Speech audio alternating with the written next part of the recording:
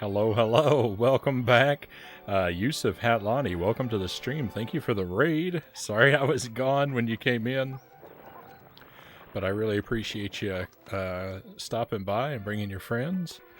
Tell us about your stream. How did it go tonight? Playing more Persona 4 Golden. Right on.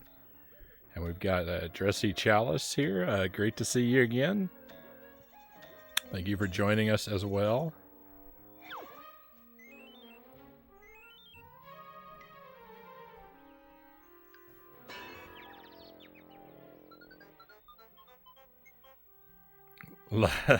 Love them Dreamcast symbols. I have not played enough Dreamcast. I've had a Dreamcast for ages. I've only ever had one game for it. Yusuf says, it went well, finished another dungeon. Right on. Congratulations on that.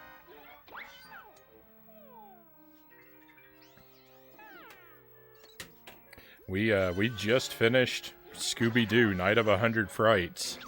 What a janky game that was. It took forever, but I 100%'d it. It is a game that does not deserve 100%, but we did it anyway. What a time. So the Dreamcast, the only Dreamcast game I've ever owned is The Typing of the Dead. And sadly, my disc doesn't read anymore. So I haven't been able to play it for a very long time. I wanted to do it on the stream, but yeah, I can't get the disc to read.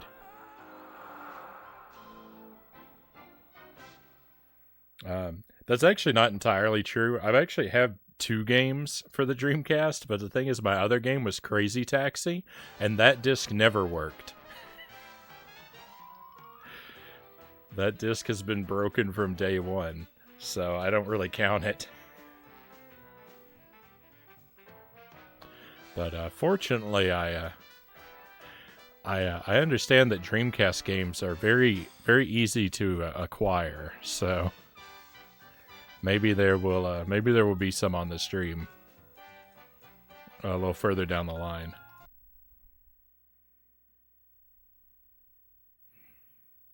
Did you mean Scooby-Doo was a Jinkies game?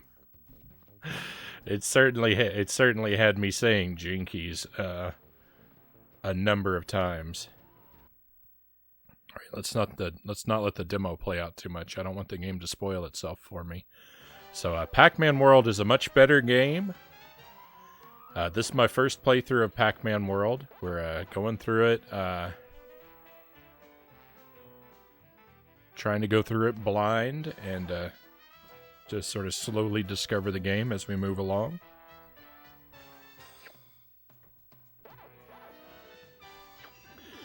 And first impression, we've only played it once so far, and first impression, overwhelmingly positive.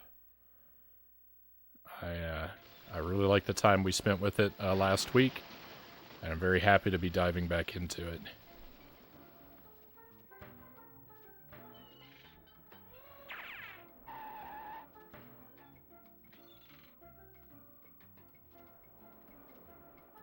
Just trying to remember the controls.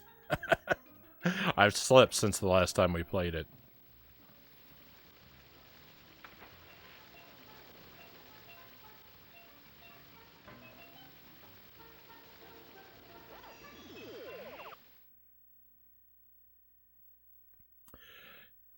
Manic Minds.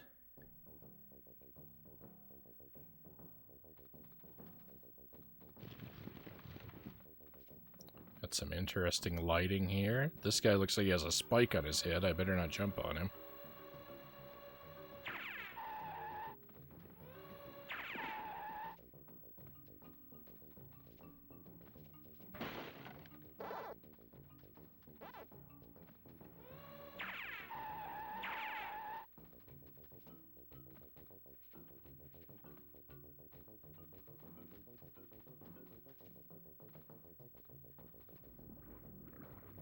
I love the Pac-Man skull and crossbones that we see every now and then.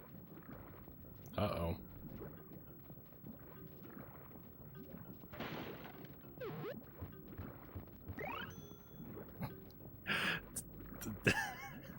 We acquired that apple, and then it, like, for the screen, the apple was bouncing across the screen, and I was, for a moment, I panicked. I thought, oh no, it's getting away.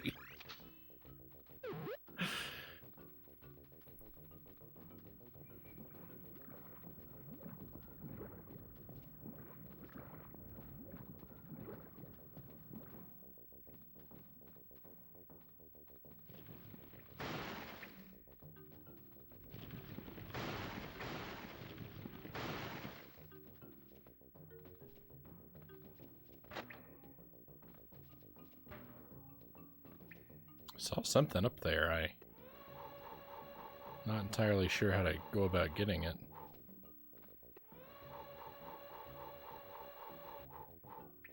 Okay, continue.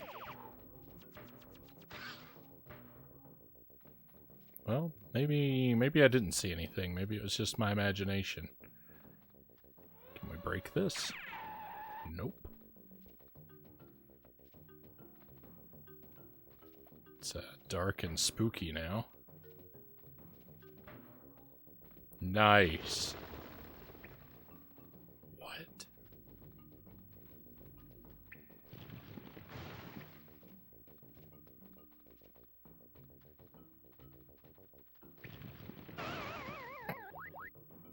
Oh no, that was a life gone. I think I need to be more careful. I think they missed an opportunity. So, like, in the arcade game, Pac-Man kind of, like, disintegrates into, like, a pile of pixels when he dies, right? They could have done something. They could have done something like that in this game. Okay, and I think I want to... Oh, I can't fall off the edge.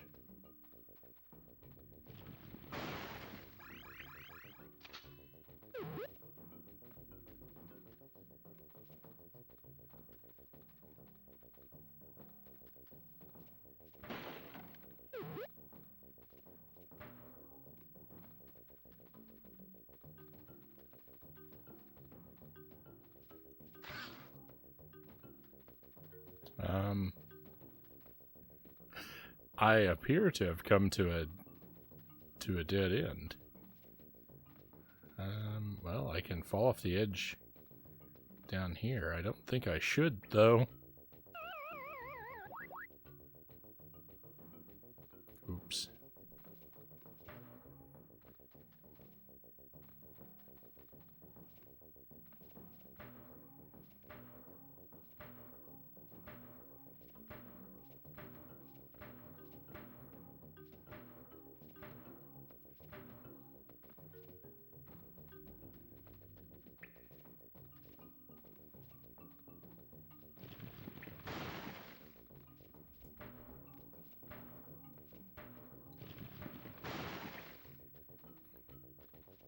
Oh. I couldn't see where the level continued.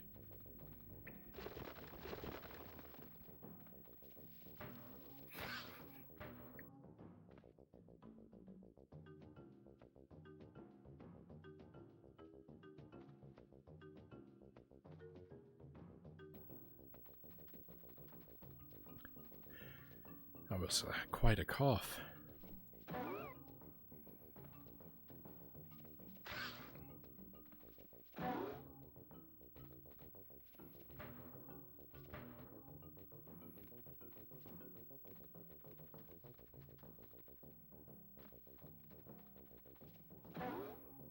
Make sure there's nothing behind the bounce pads. Uh-oh.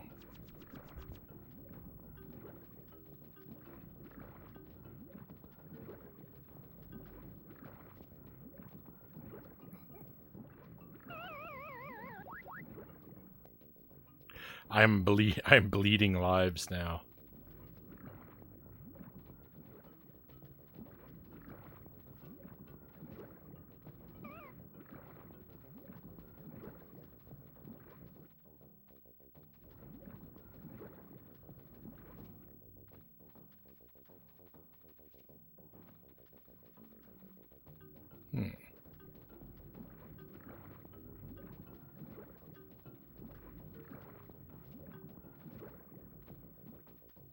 Well, I guess we're going to go down here and come back.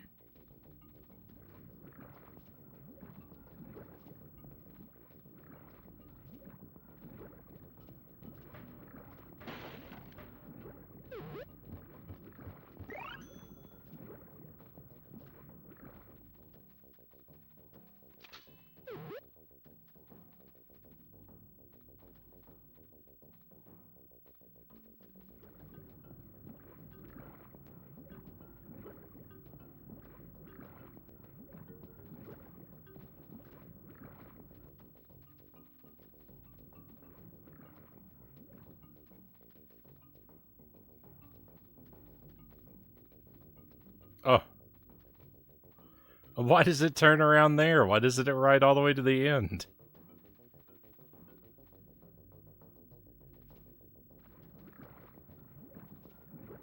That doesn't make any sense.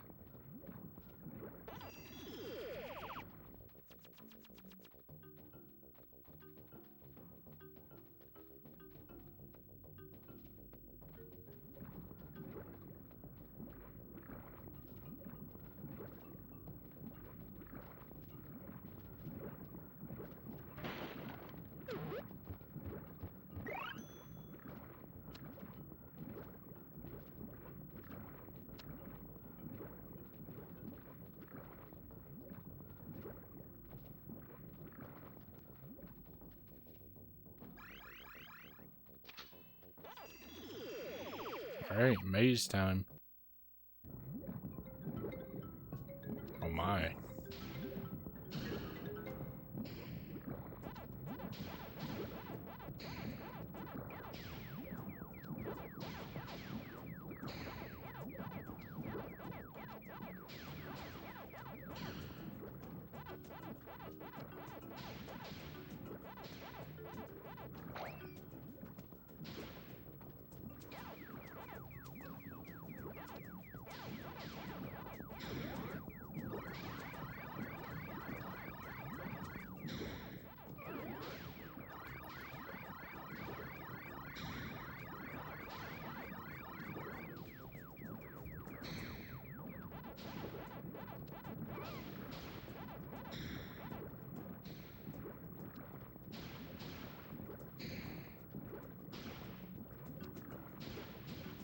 I really don't like how the ghosts can spontaneously change directions in the maze sections.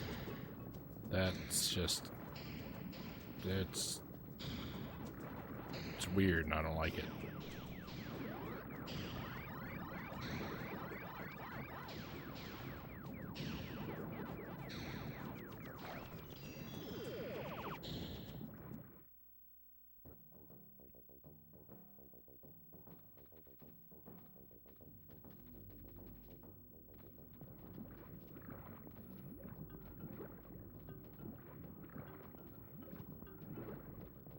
So the game gives us a like clear percentage on our save file. We were at 15%.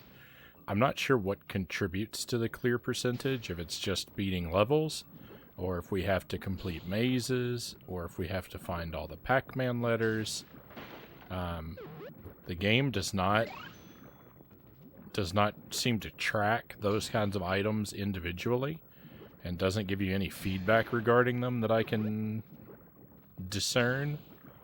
So, while I am kind of trying to get all the collectibles in the levels, I'm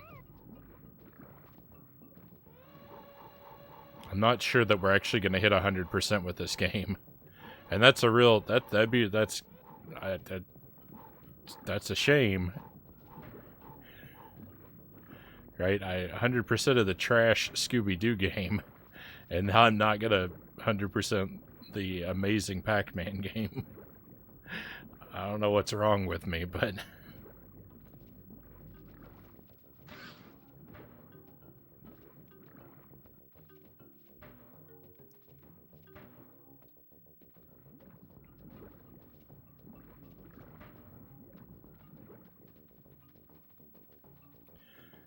ideally, I think I'd like to go for 100% in this, but But yeah, if the game isn't going to give me, like, if it isn't going to give me level by level feedback and indicators of what I'm supposed to be, you know, and indicators of what it's tracking and what I've missed, then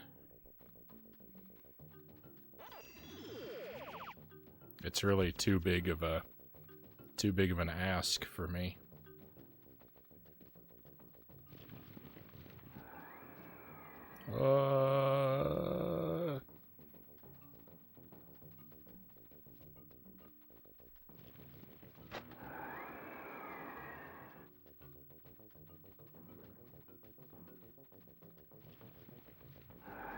That's a weird enemy. That's a very weird enemy.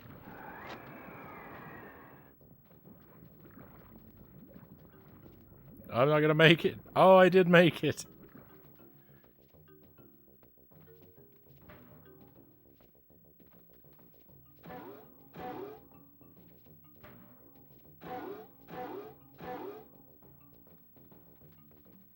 Apple, please. Thank you. That was scary.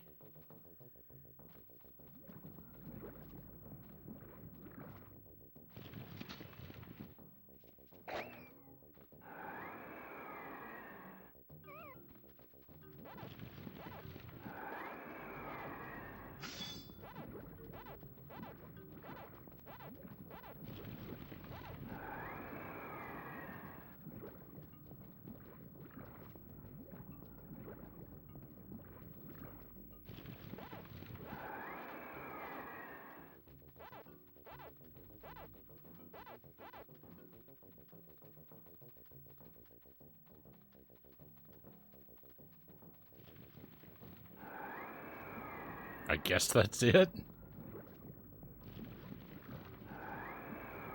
It's not it.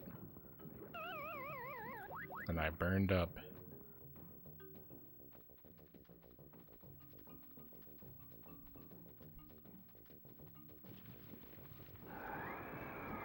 Oh, come on.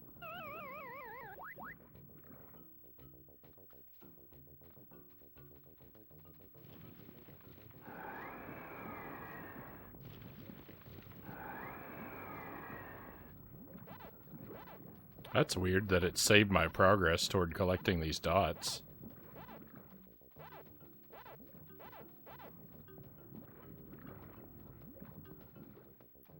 Okay. I didn't get anything for it.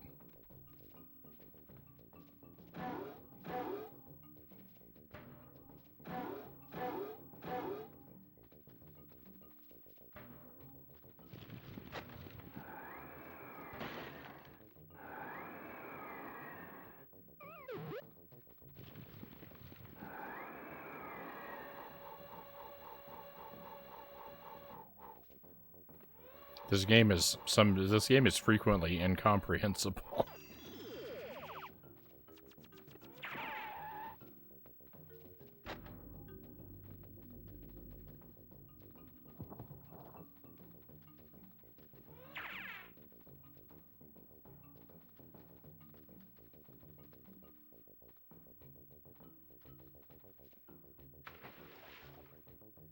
Oh.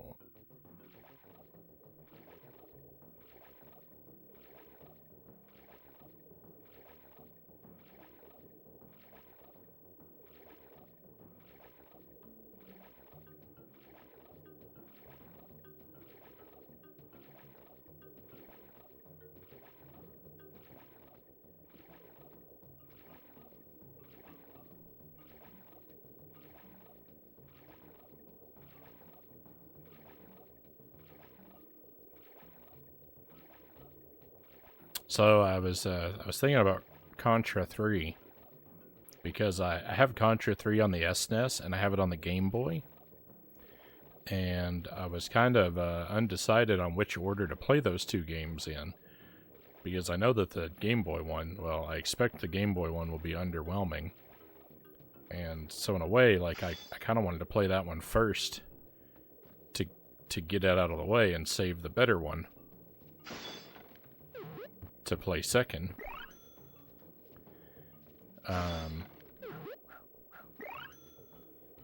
had been sort of my initial instinct, but then I looked at their release dates, and it looks like Game Boy Contra 3 came out like 2 years after SNES Contra 3, so I kind of think now I should play them in release order. I thought they'd come out at the same time.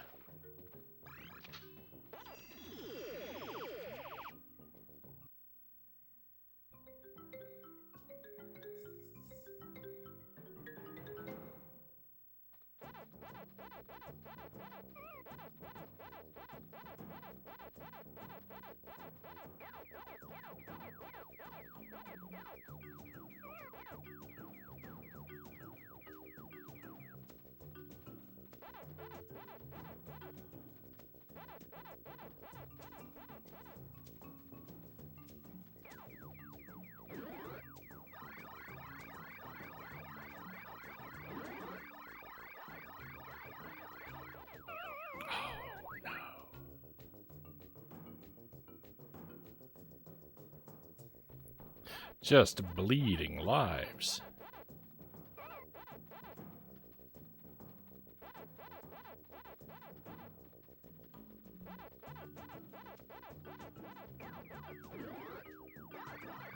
All Classics Gaming, welcome in.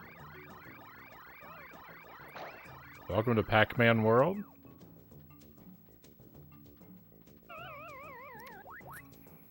Passing those spots is impossible. And you have to walk across some of them, so I guess you just have to take the damage. Alright, never mind. It's not impossible.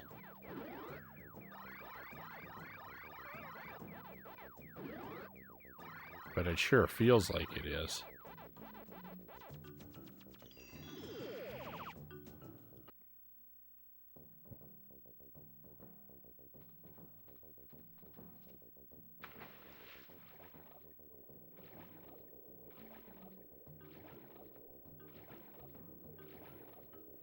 Yeah, I feel like I'm doing well.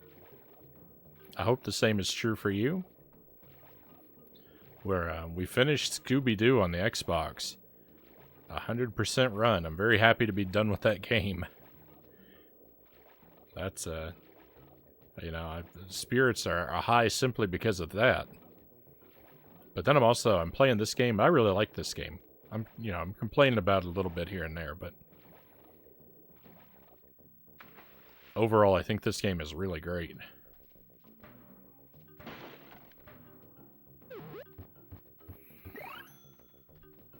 Alright, we can make ourselves some delicious strawberry lemonade.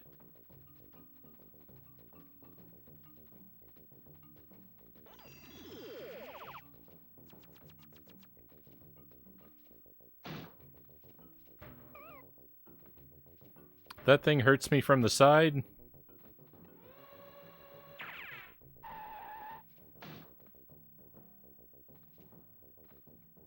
I don't know what that is.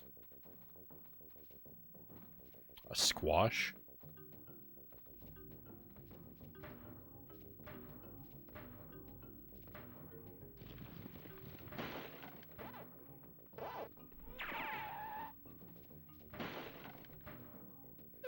Another lemon.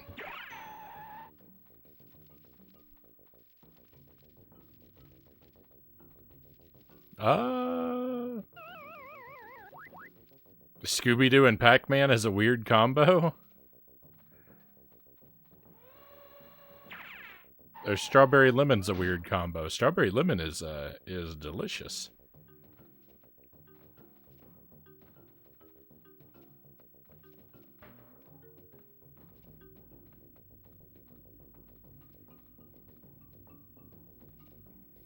But yeah, Pac-Man, he's got a ground pound. He's got a Sonic spin. He's got Mario's like metal cap from Mario 64. He kind of just Pac-Man kind of just scooped up a lot of moves from a lot of different characters for this game, and I'm okay with it. There's the squash.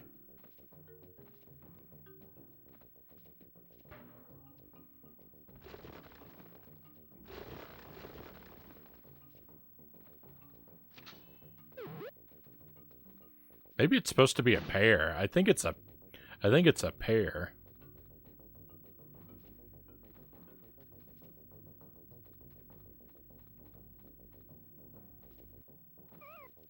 Oh, bogus.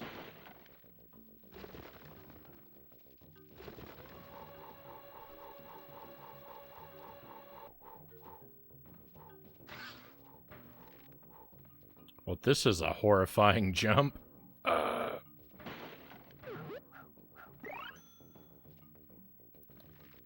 Thank goodness. I've lost so many lives.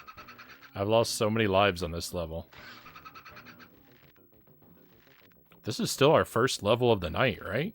This level is gigantic.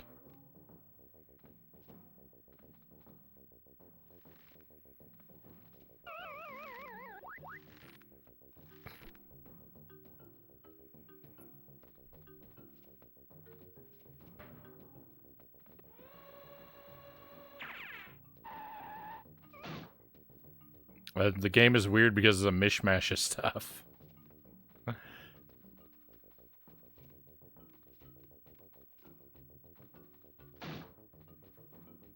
Or it's weird, rather.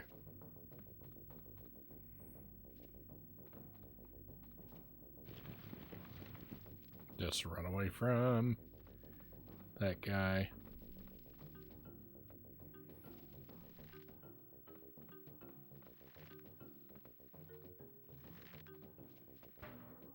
Yeah, you have to.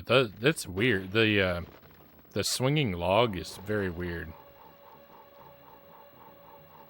Combination of Sonic and Mario is weird.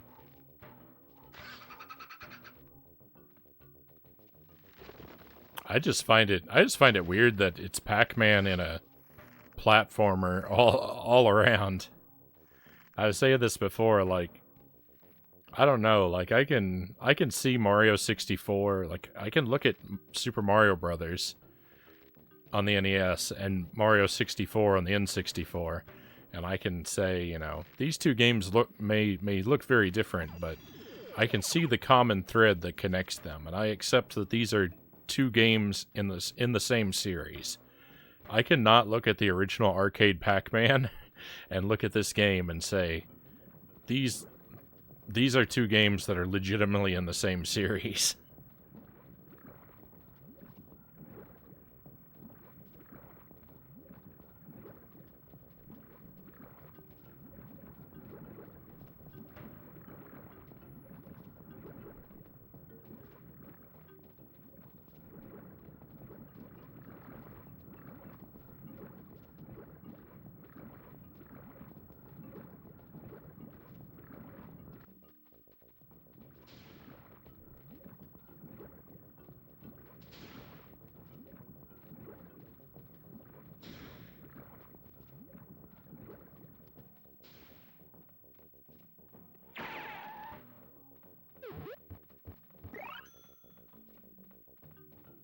That's the stage exit. I don't want that. I feel like I've seen 2 banana doors and no bananas.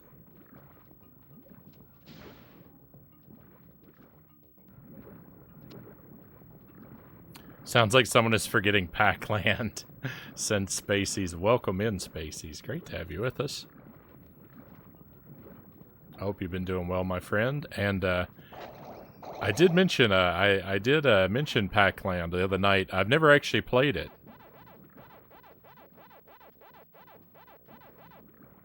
And maybe that would serve. Maybe that's the key. I don't know. The Pac-Man series is just a disaster all around, though. Kind of. I mean, there are some really good Pac-Man games. I've been loving this game, and you know, classic Pac-Man is classic for a reason.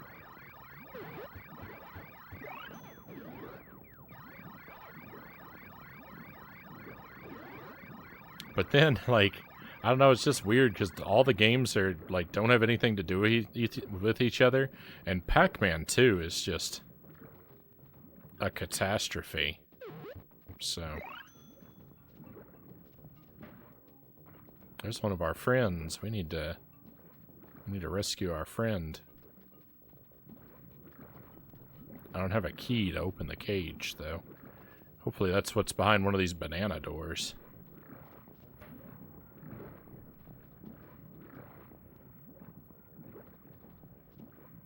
Pac-Man predates Super Mario Brothers? Really?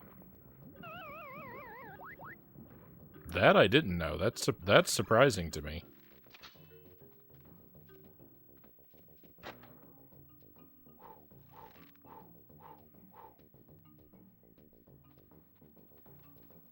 Namco have neglected this IP over the years.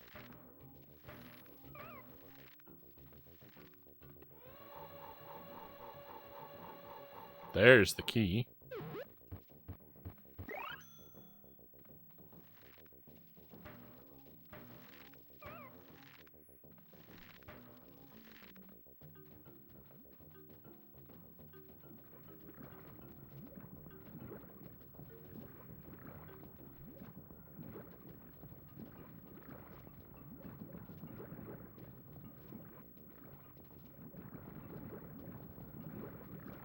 Let's go rescue our friend.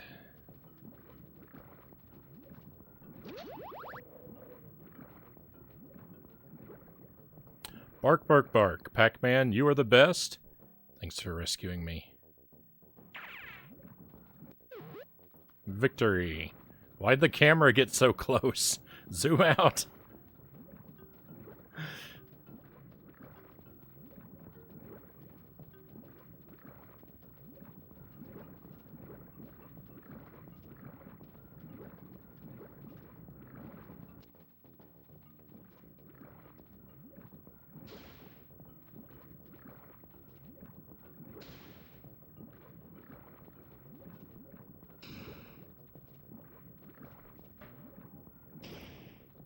I guess aside from what little of this I've played so far, there we go. Got all the letters. Victory. I think we did really well on this stage. The Pac-Man games, the only other Pac-Man games I've really played and are, you know, I played the original, but I think mostly on the Commodore 64. Played a lot of Miss Pac-Man in the arcade and on the Super Nintendo. And I've played a lot of Pac-Man 99 on the Switch.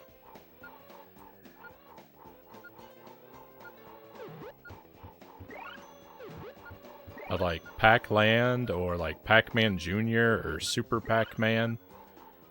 Never played any of those other varieties.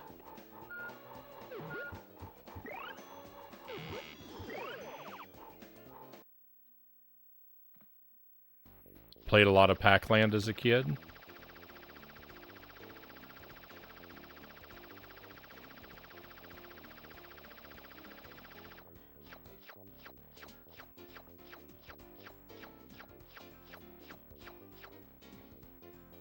Maybe I'll have to give that one a try at some point. All right, let's try and play the slot machine here. I want to see a melon followed by a cherry. Victory.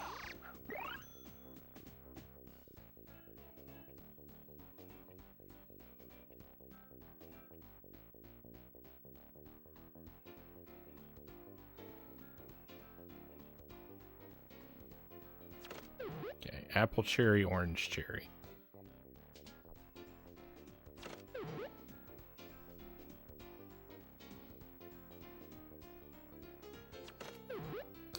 Double victory.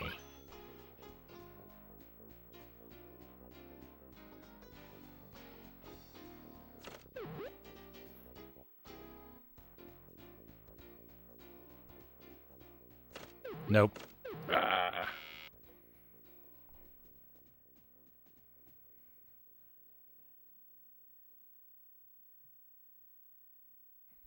This game is surprisingly tough.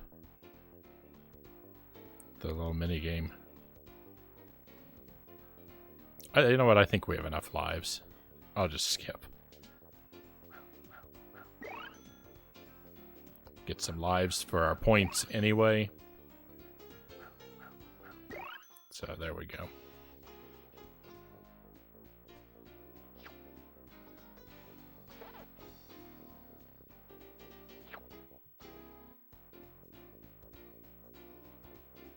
We're at 23%.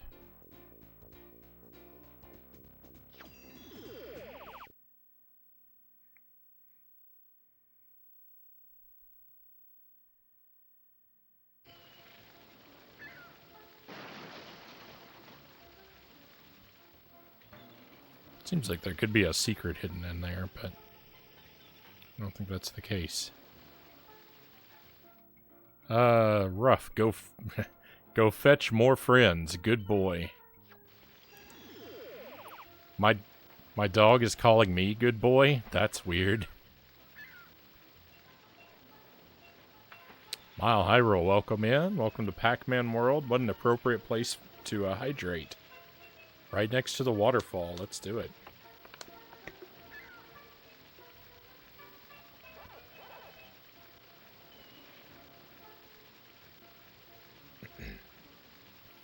I saw you were playing Saints Row early. Is that a new Saints Row game? And how is it?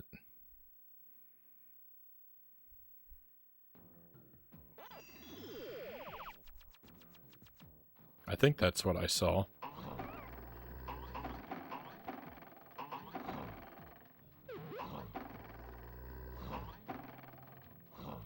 Hydrate with whiskey, maybe after the stream.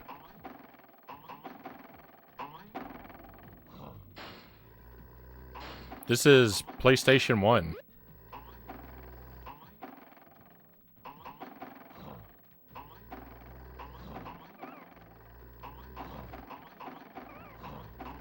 This level is rough.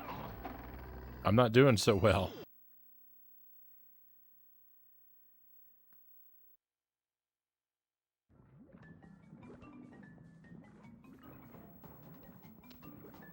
Came out last week.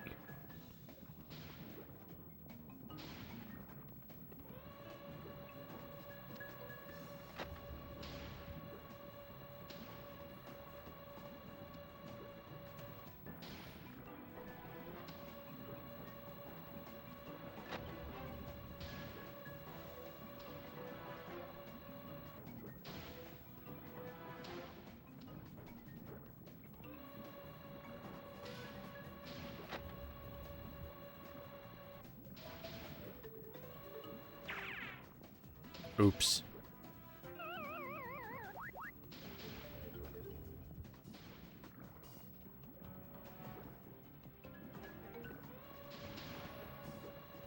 Looks good for PS1. It looks pretty good, I think. I think it's a pretty late PS1 game, though.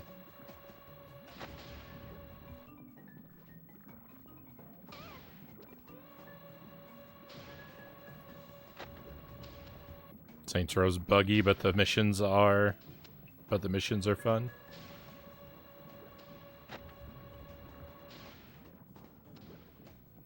Did someone say whiskey? Yes, indeed.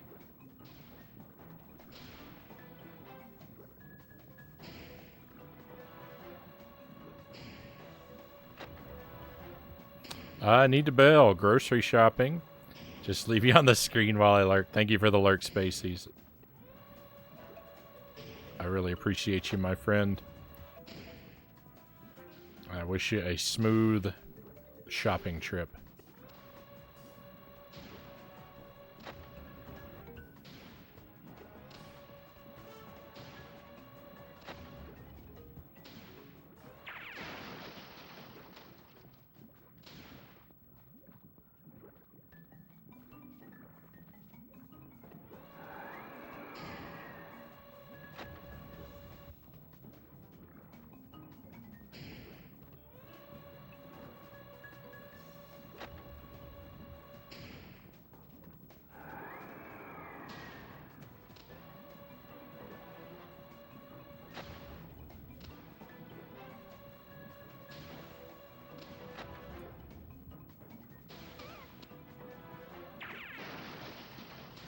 This is very odd.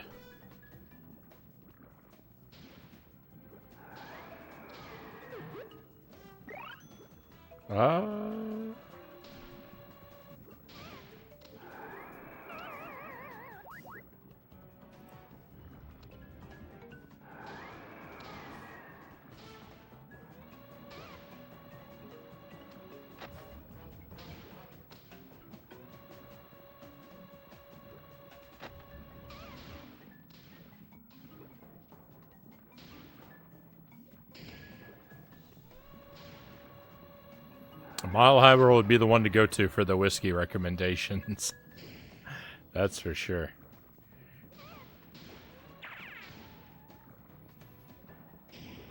My recommendations would all be less than meaningless.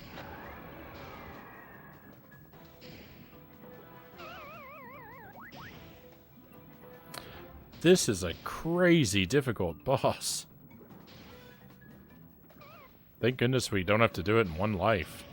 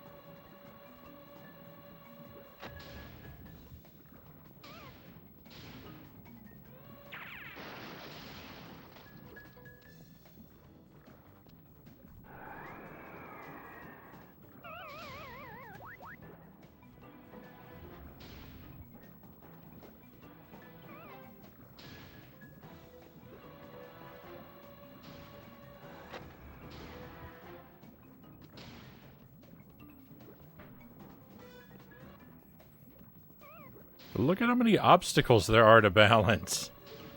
There's a tornado, there's fireballs, and there are laser beams, and you have to think about all of them more or less constantly.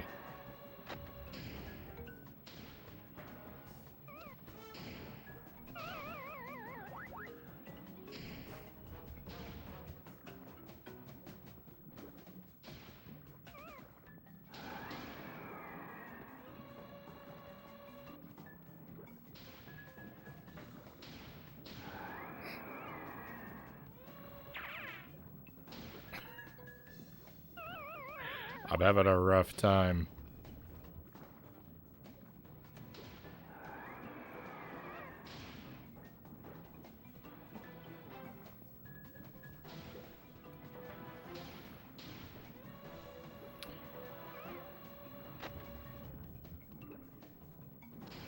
I don't have a palate for appreciating spirits myself. They all just kind of taste like burning to me.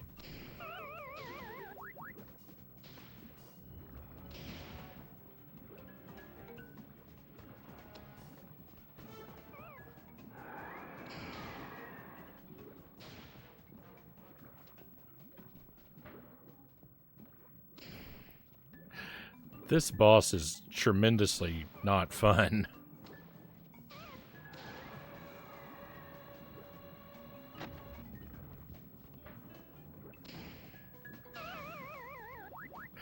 This is some of the least fun I've had in a while.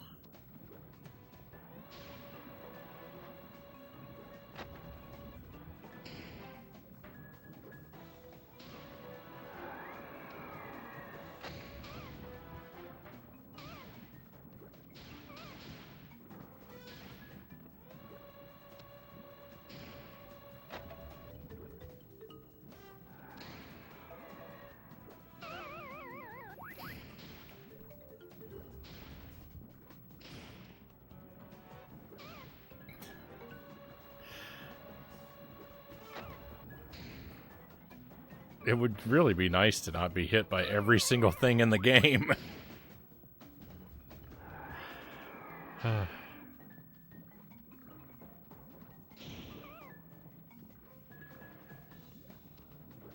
That would be too much to ask for.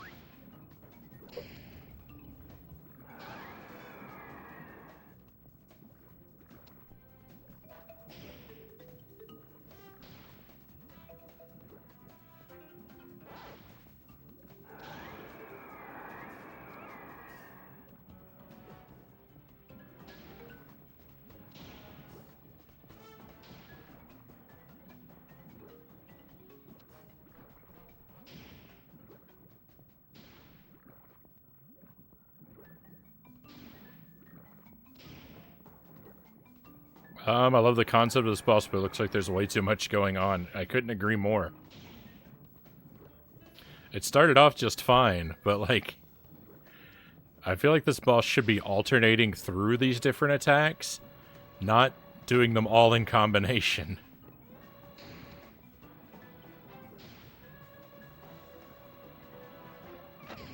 And also, so far as I know, the laser is unavoidable. The only way to dodge the lasers is stand up here.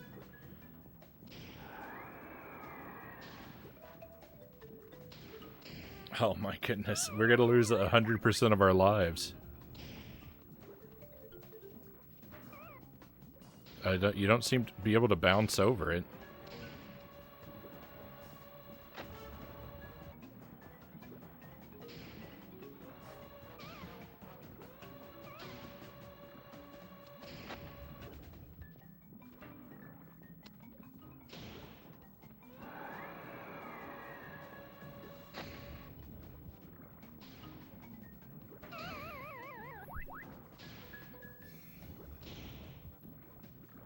He has fun, glowing eyes, at least. I don't even think I registered what his face looks like outside of the teeth.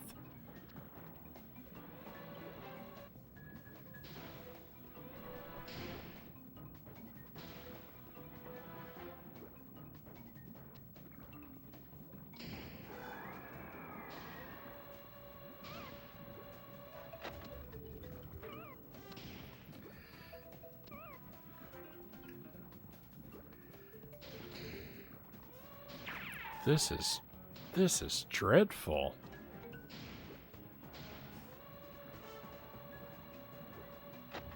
Somebody put Scooby-Doo back on, please.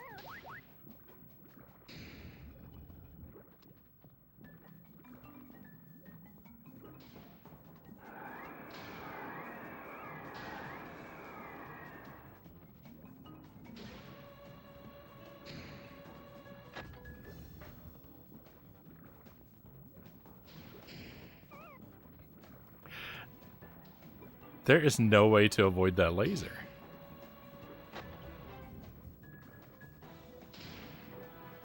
What a miserable time this has just turned into.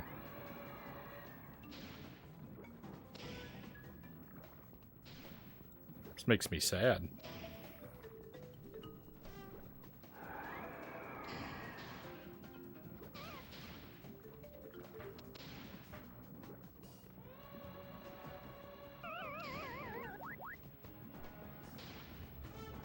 Oh, Powerpuff Girls, that game is awful. It's almost as bad as this. I was having so much fun. Why did it have to become this?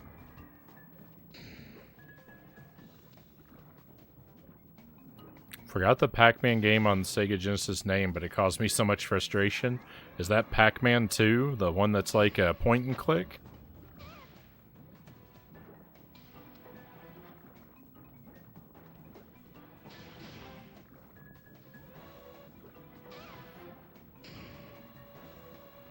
Yeah, that game is a world of frustration.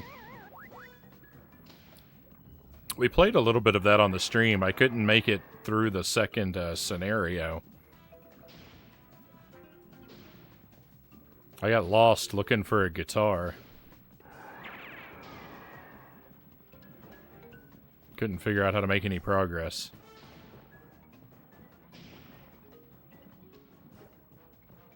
We'll probably play more of it again eventually, but I'm really not looking forward to it.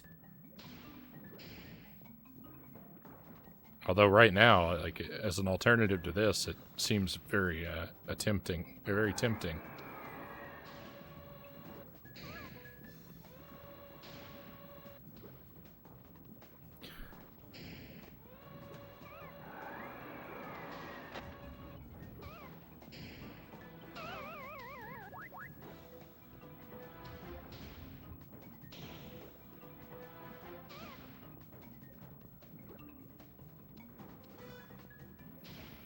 Yeah, there's a couple reasons that we haven't been doing that Mile High rule. I've thought about some different ways to do it, but just haven't been able to implement them.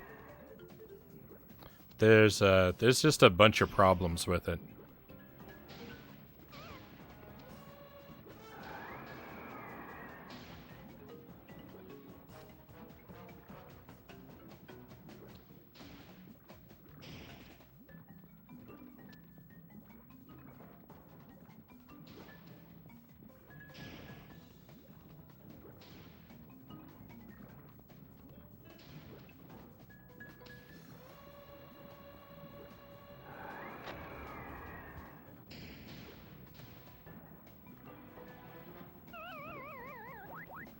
Let my cats pick my games. Well, the troubles with it is one, it introduces too many games to the schedule, and then I end up playing 20 things at once, and I can never make progress in anything.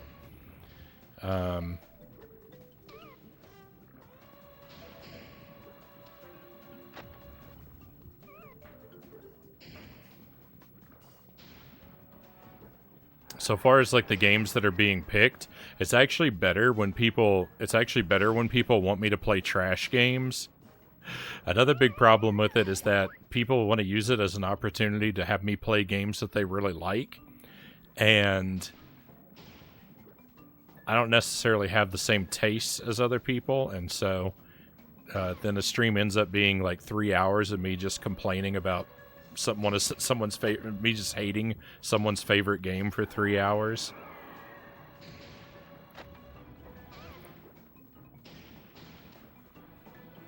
And that's not really, that's not really something that I want to do to anybody.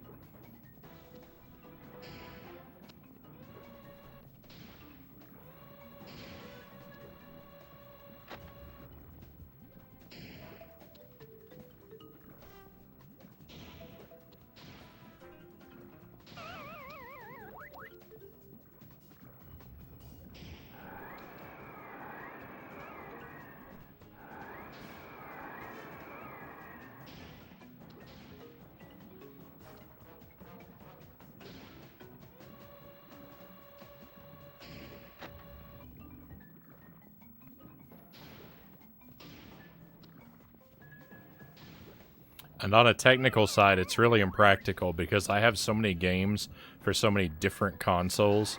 It's really inconvenient to have to switch between a whole lot of different consoles in the same night. And not all the games in my collection function. And it's super inconvenient when someone has mandated that I play a game and I can't get it to work.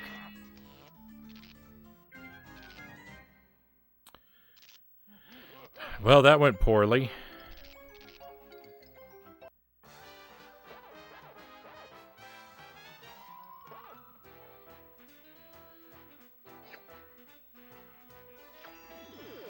I don't know if I can beat this boss.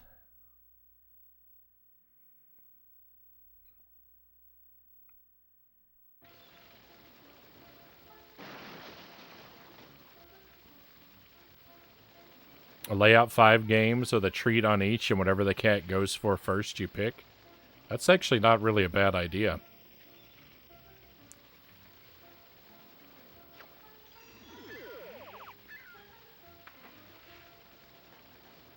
You can see that I only play 1 game at a time.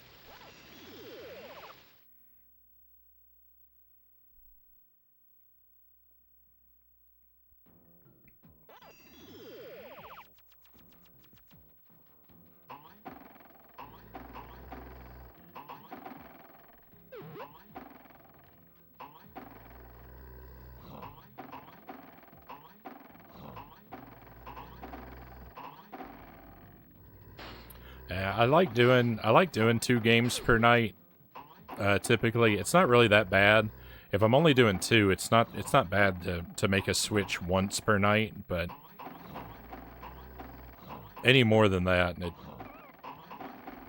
and especially if I have to switch between a composite capture and an HDMI capture, that's when it's really a pain.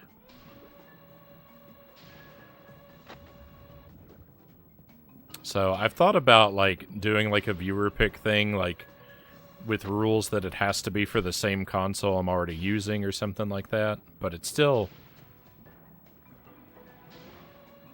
there's still the scheduling problem.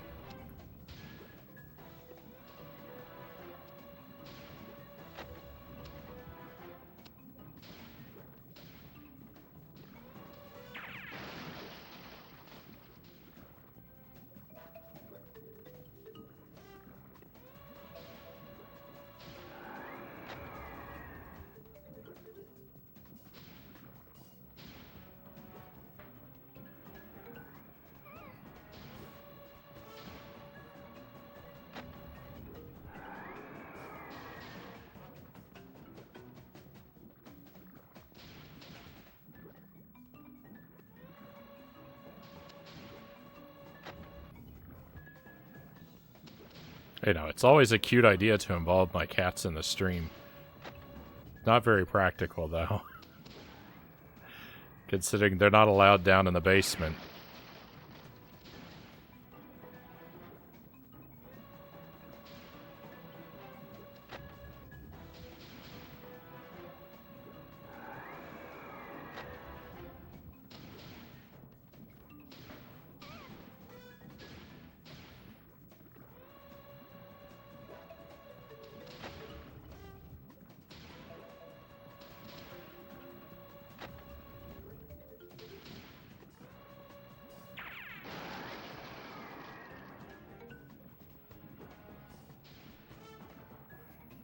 I like to play one game until I'm finished. Any more than that, I won't finish them. Any of them. I can definitely get that.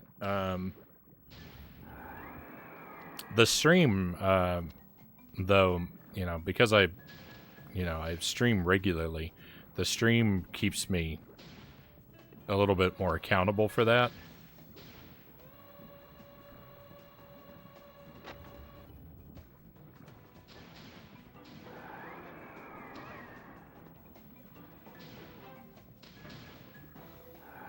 If I start something on the stream and then I don't finish it, eventually someone reminds me to get back to it.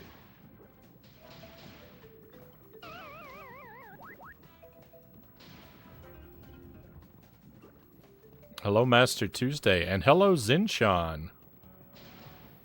Welcome in.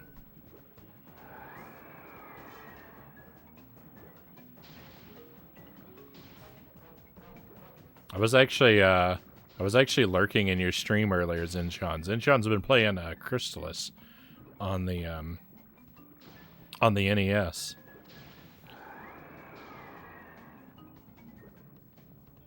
I was lurking. You were wandering around the dungeon and talking about how you weren't going to draw a map, and I wanted to say something. I wanted to say something then. It was around the time where you were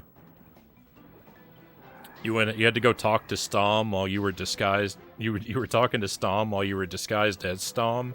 I think that's a piece of text I missed on my playthrough.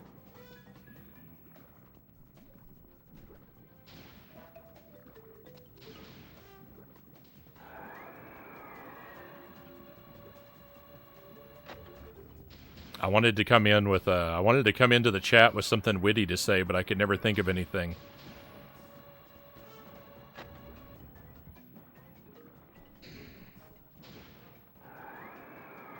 And then I ran out of time and had to start my own stream.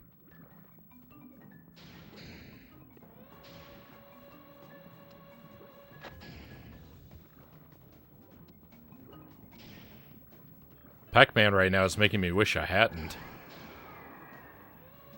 He's ruining my night. And that's a shame because he was supposed to be the best part of my night.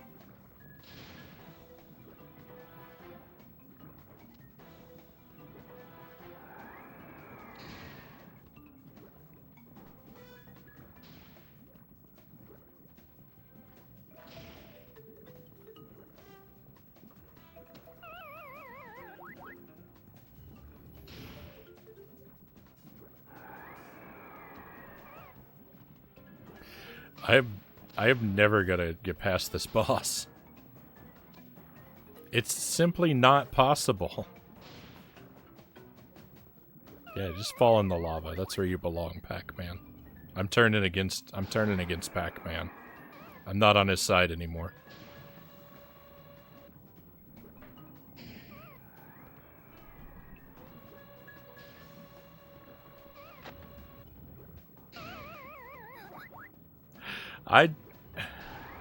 This is impossible. What is going on?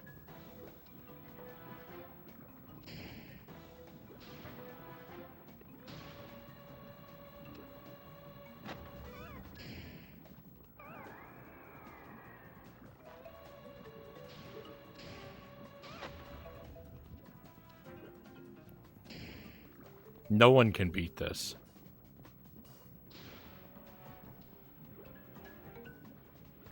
As That's why I never bother with witty. It's either dumb jokes or emojis. Oh, but you see cows. My definition of witty is a dumb joke.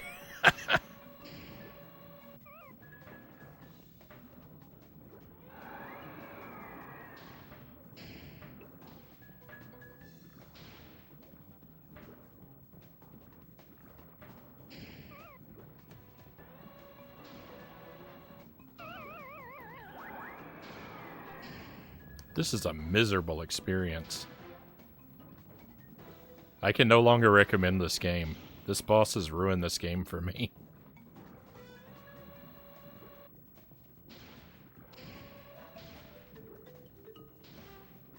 It's simply not fun.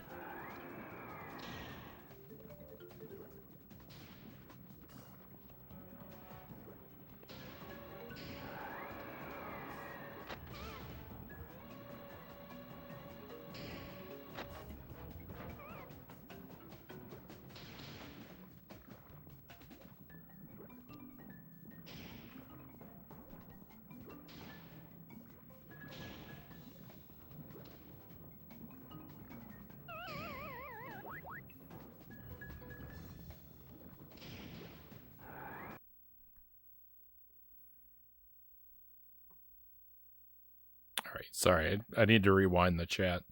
I've been trying not to pause the game, but I don't like to pause during bosses, but I'm afraid I missed a few things. Happy Tuesday, by the way, Tuesday. Thank you for joining us. Zinchun says we beat it. Oh, right on. Congratulations. GG on Chrysalis Zinchun. Probably would have missed a ton of it if it wasn't for the viewers. I did not know you can do that. I don't know what you're referring to, Mile Hyrule.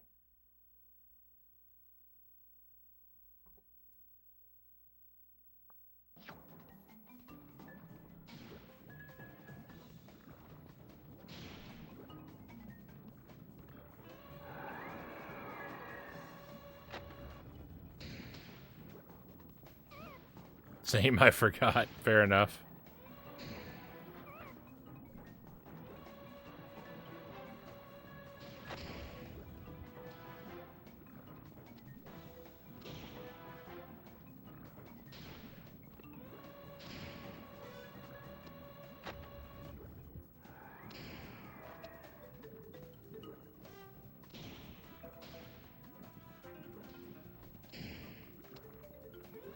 I mean, I'm gonna have to take damage from the laser here. It's unavoidable. Ugh. Please, let that be it.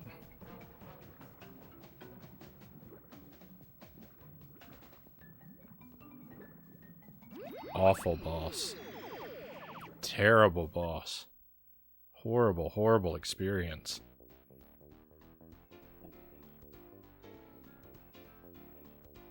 I'll never be able to replay this game because anytime I'm tempted to, I'm going to remember this boss exists and it's going to make me not play it. That's such a shame.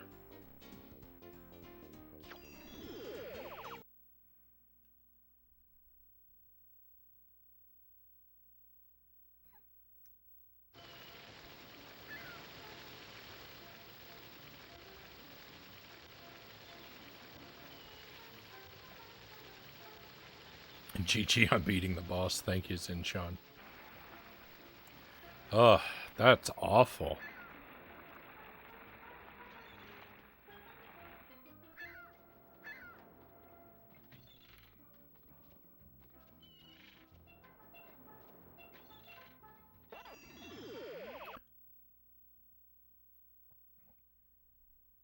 The evil has been defeated.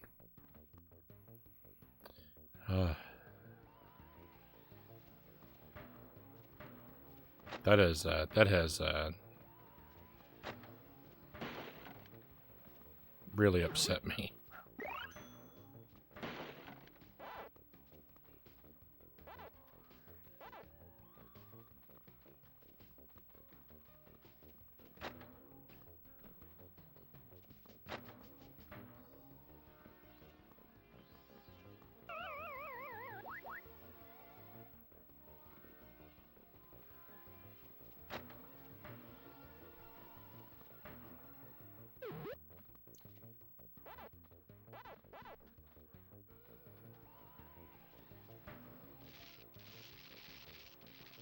Oh, look at this guy.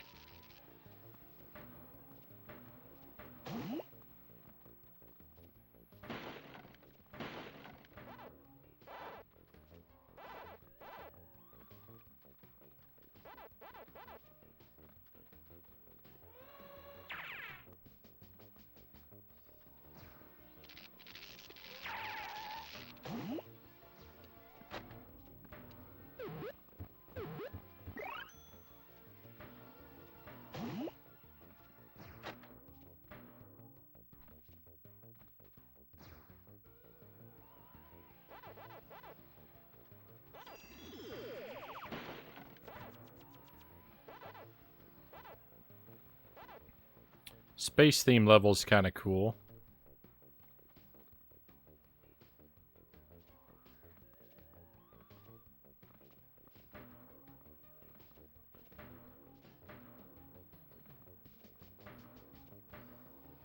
Oh, Mile High Roll. If that were true, I wouldn't have been able to, if that were true, I wouldn't have been able to 100% Scooby-Doo.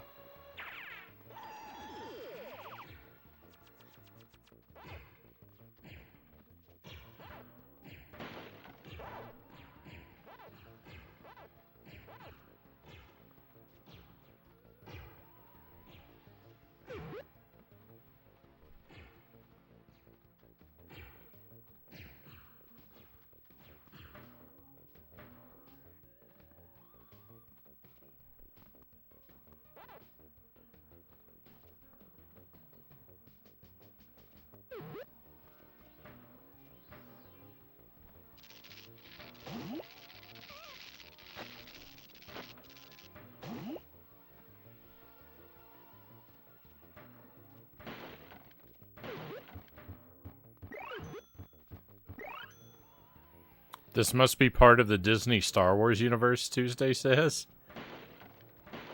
I'm not exactly sure what's inspired you to proclaim that.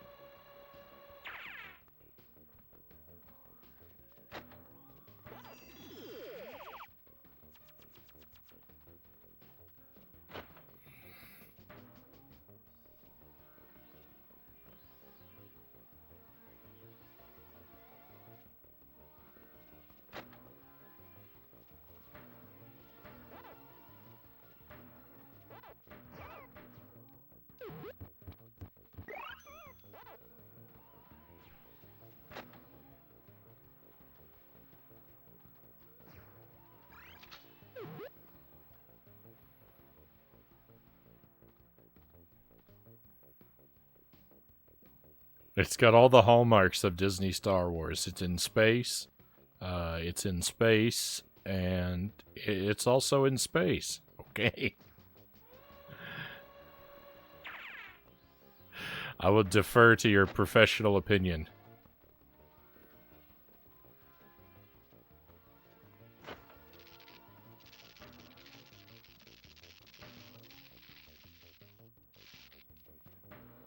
Reminds you of episode 1 for the PlayStation 1.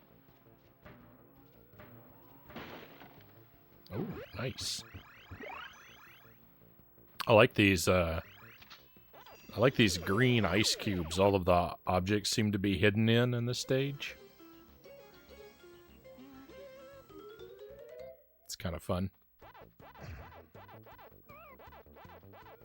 I didn't see the laser.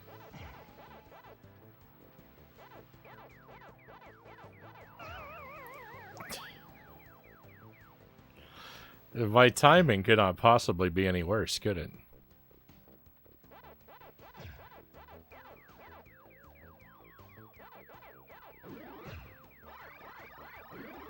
The ghosts have little space helmets on.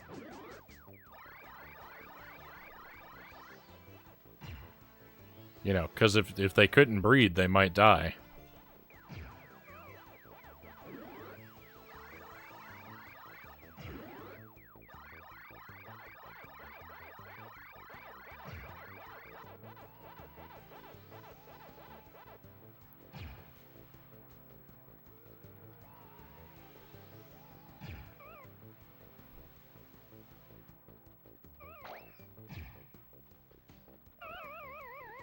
I'm so bad. I'm so bad at Pac-Man.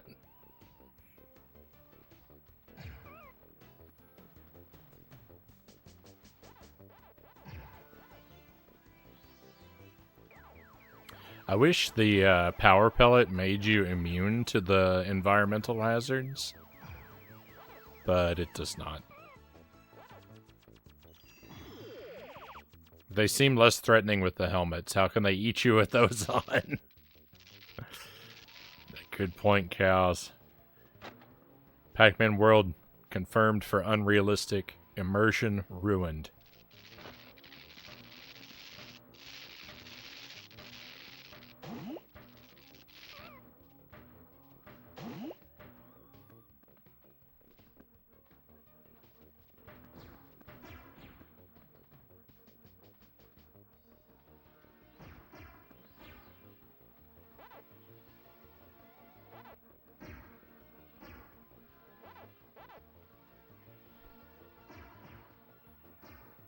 This laser doesn't travel the full length of the oval it lives in. Look at that.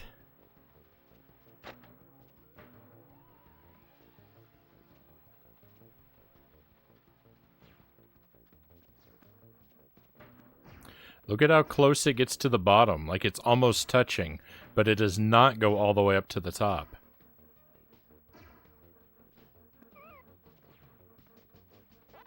I don't like that. That's misleading.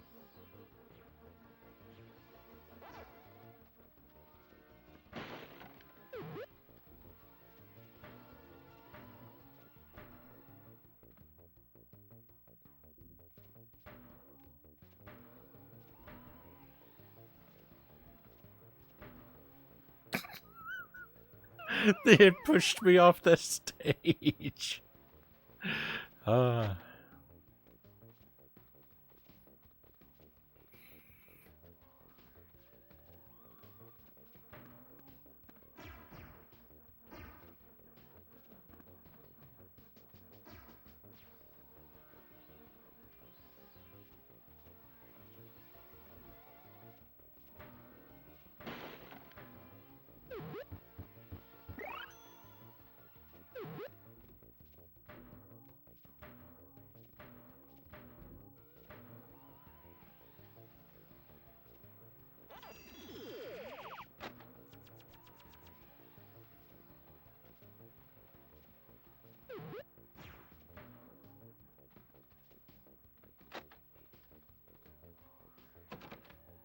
Okay, don't have any bananas for the banana door.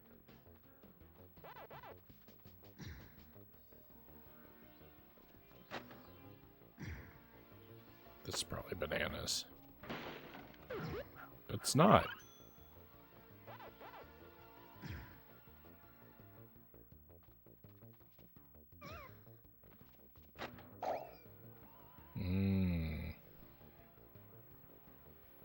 I was gonna complain about the floor tiles. I didn't like that they don't go the full length of the laser. But I guess that's okay.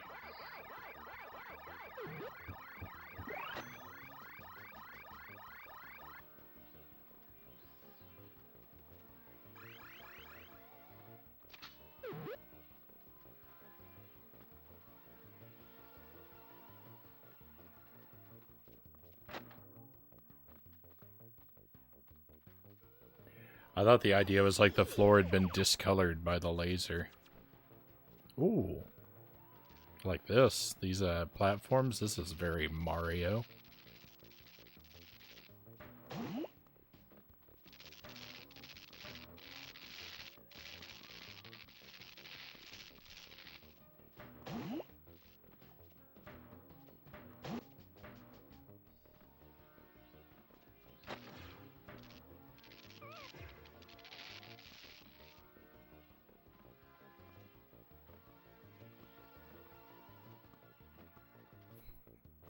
It seemed like there were more of those platforms on the way back than there were on the way over there.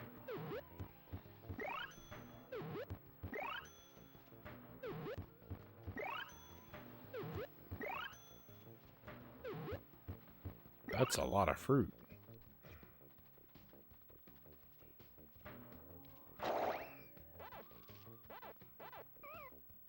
Ow.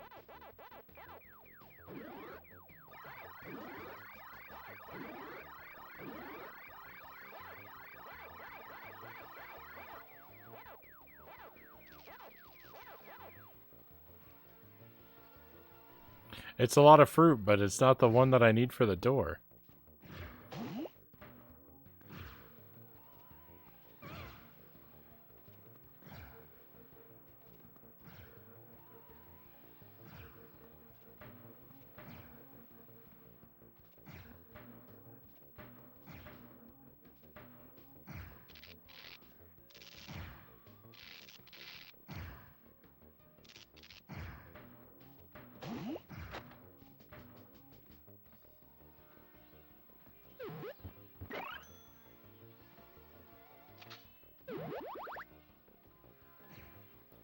That's all the letters.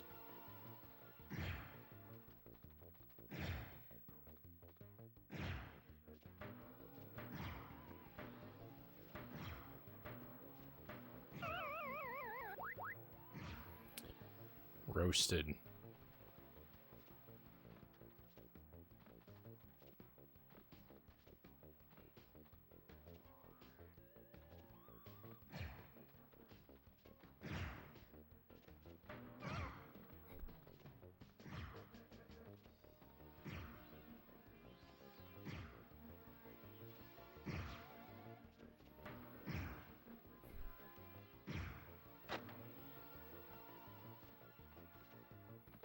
All right, we're out of there. That level was a little rough in parts.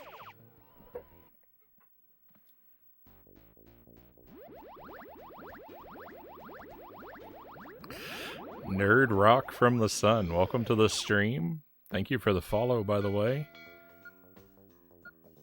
Really appreciate having you on board with us.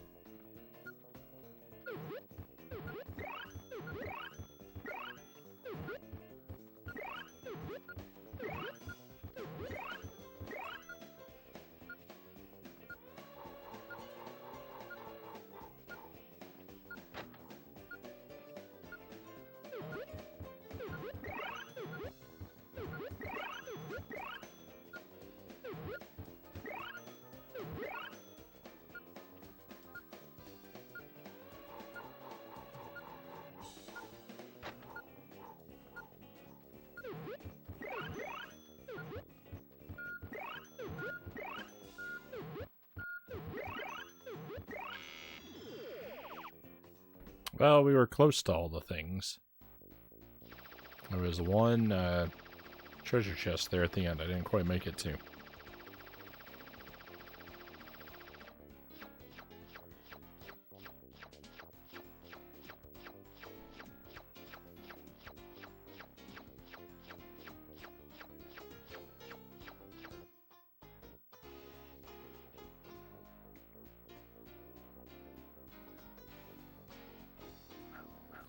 Come on, give us some lives.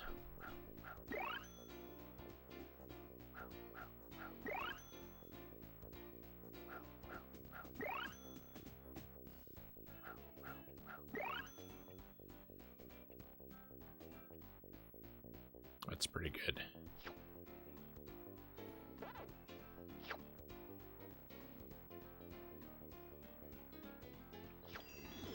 28%.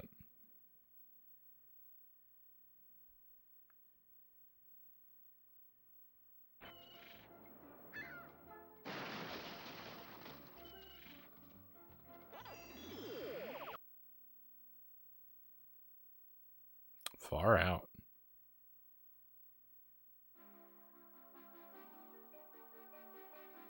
Oh.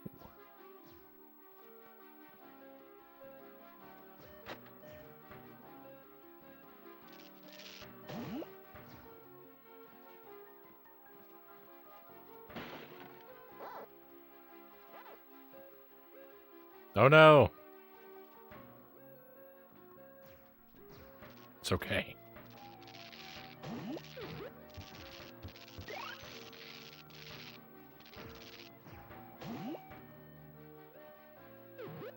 I like the music here. This music sounds like, it sounds celebratory. It sounds like what would play during the credit roll.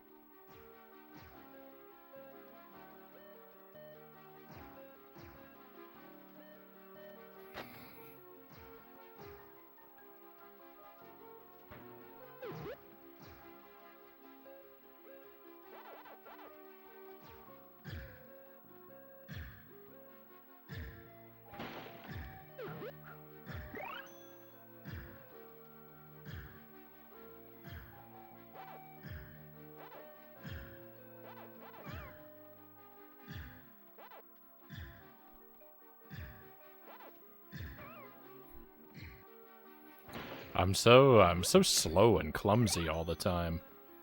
Like those sort of precision speed traps are a major problem for me.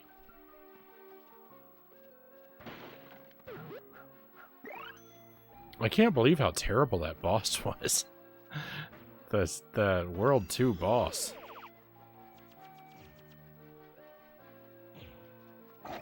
I'm gonna have nightmares about that boss fight tonight.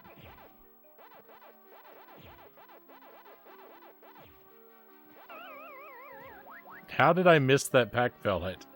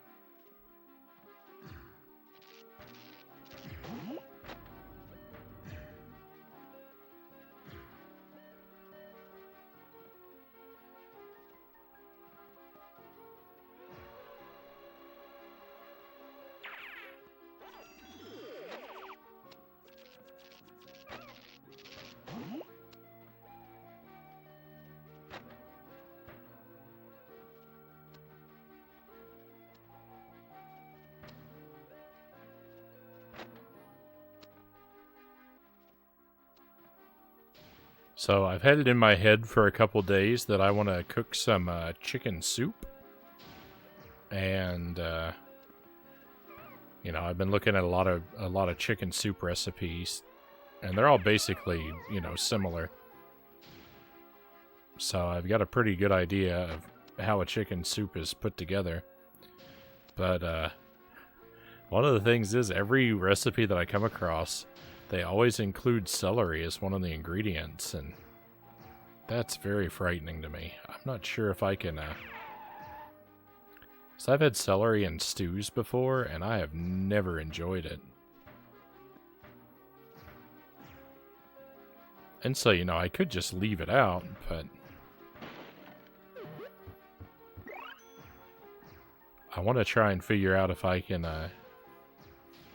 you know, I want to see if I can not leave it out and find a way to enjoy it.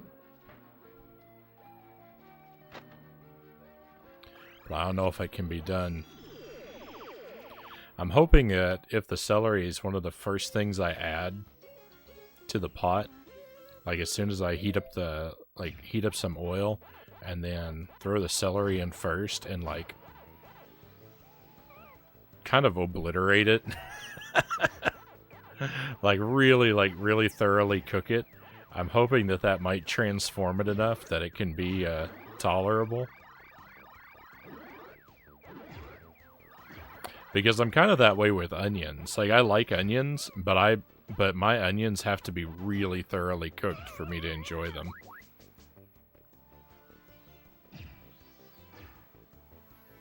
I always like you know, I use onion in pretty much everything I cook, but I put the onion in early and I cook it until it's really browned, like basically until it falls apart and turns really like jammy.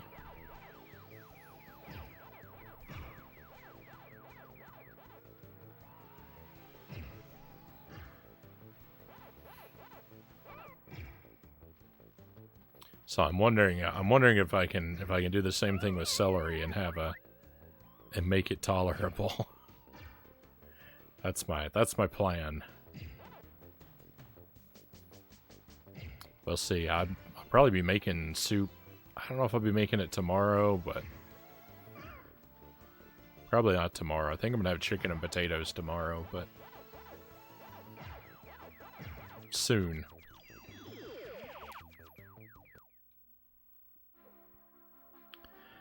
I'm of the firm belief that celery is just evil regardless of what you do to it. I really like the smell of celery. I think celery has a very sort of pleasing kind of smell to it. It smells like it would be really good for you. It's got a very clean smell to it.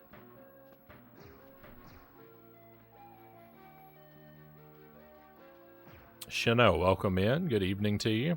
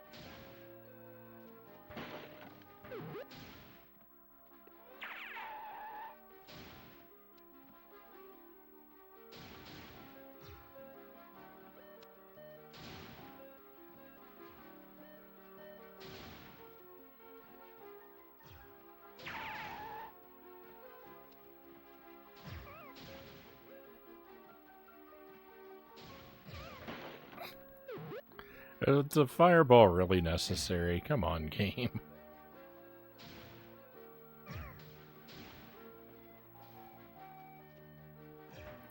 This game does, like... I don't know how I made it in here. That seemed like a glitch. This game really does enjoy taking cheap shots.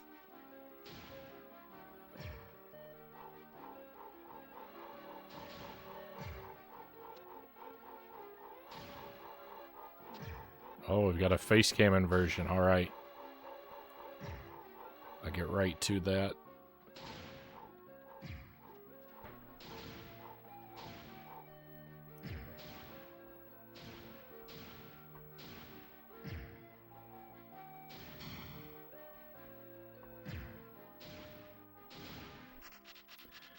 Getting rid of nearly my entire Funko Pop collection.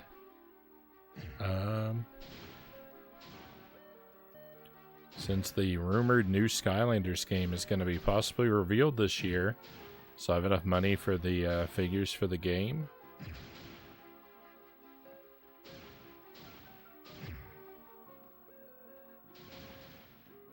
Well, I hope that that's a worthwhile trade-off for you. I've never gotten into any of the Skylanders things, but I can imagine it probably takes a bit of cash to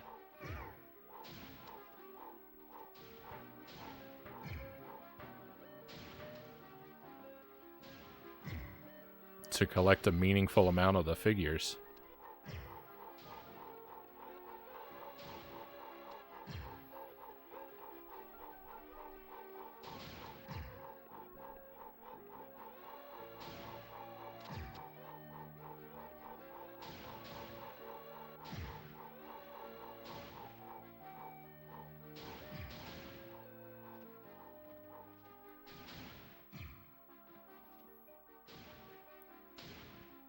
Don't know. I don't know how to get in here.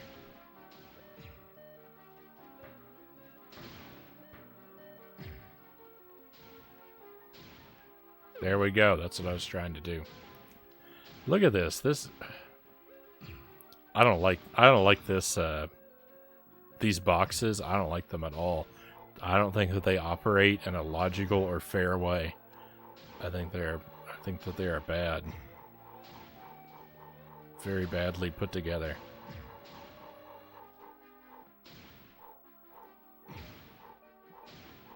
Being in Australia, I can see you correctly now, Spacey says.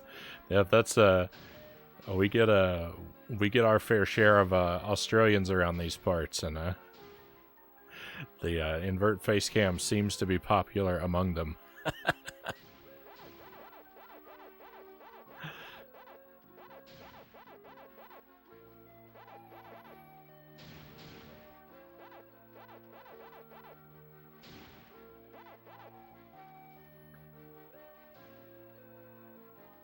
Alright, we got another captured friend, so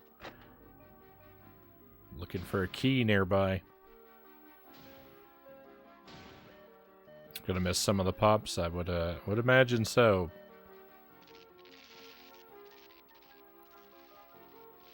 I've never been particularly good at that. Sort of trading off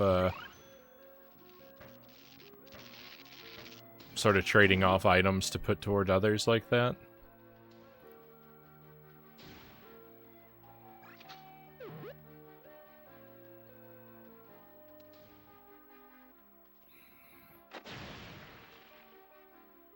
I seem to be in a cage.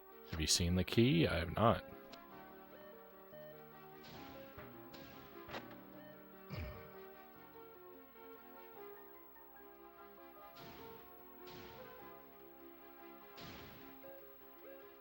Once something enters my collection, it's very rare that I'm able to part with it.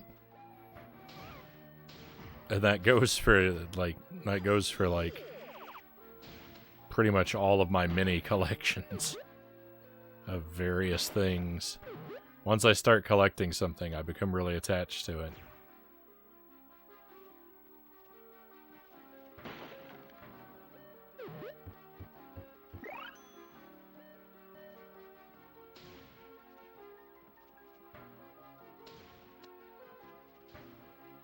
That looks like a place where a key could be.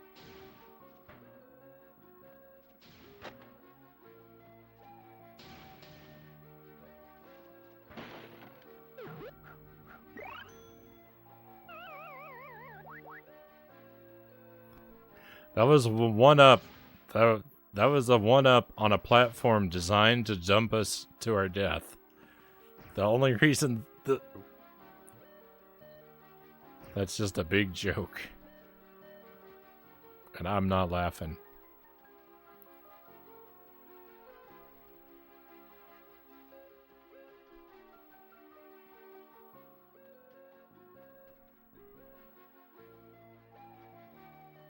Facebook is a garbage pit. I have not used Facebook in an extraordinarily long time.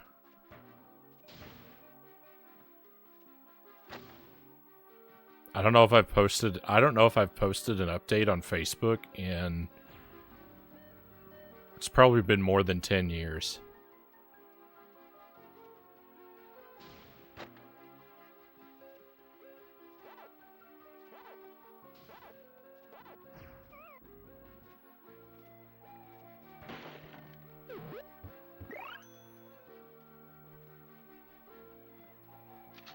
And I don't think I ever followed any celebrities.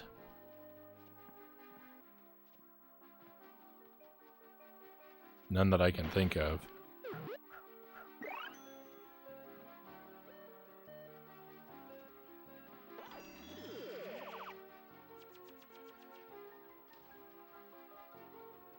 I don't know if the key can be in a different level. No, I didn't.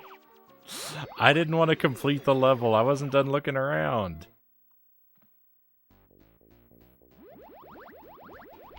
A wise decision, really. Cal says I get really attached to collections too, yeah.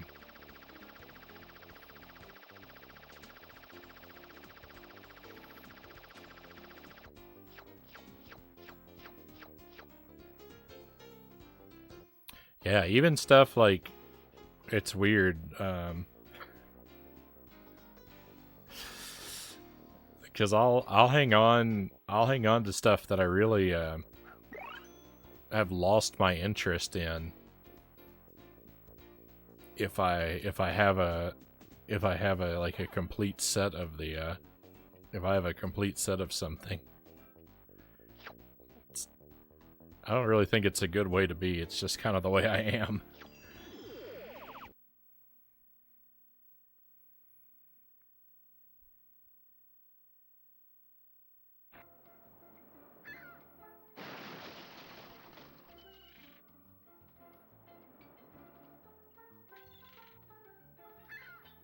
Yeah, I think what we'll do is we'll go into this next level, and then we'll go back to that one.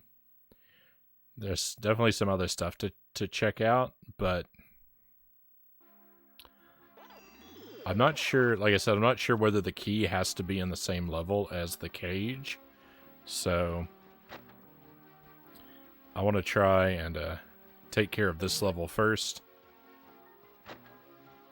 just in case the key is here, and then we'll go back to the other one.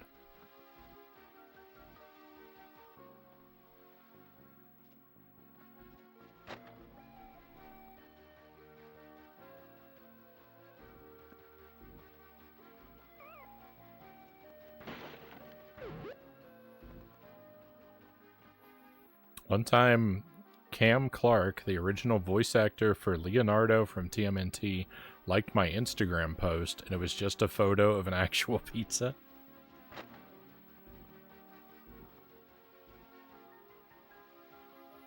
Well, that's very on brand.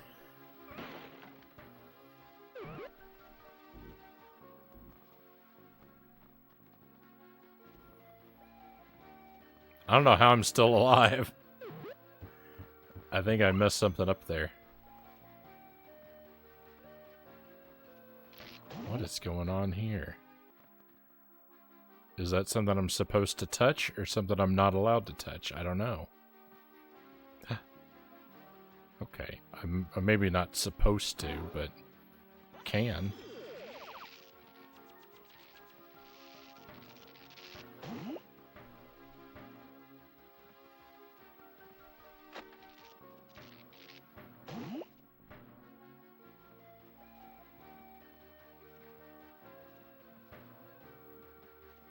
Oh, I got lucky there.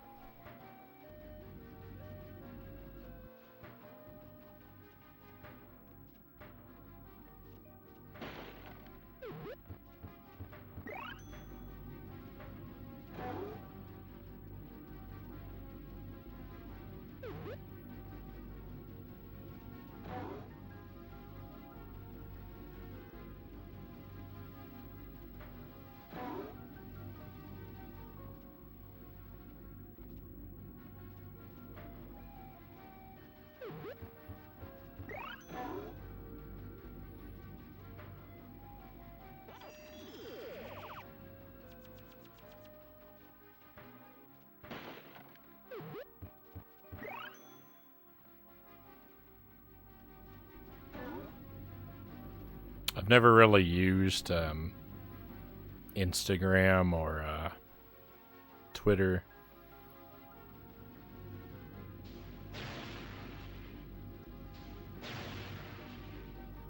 I'm not much for social media. Outside of, I guess, Twitch's social media.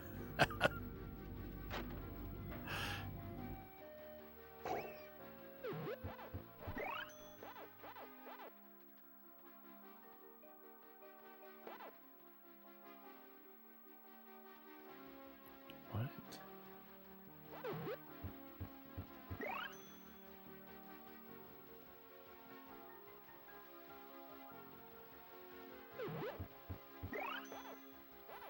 Oh, I think I...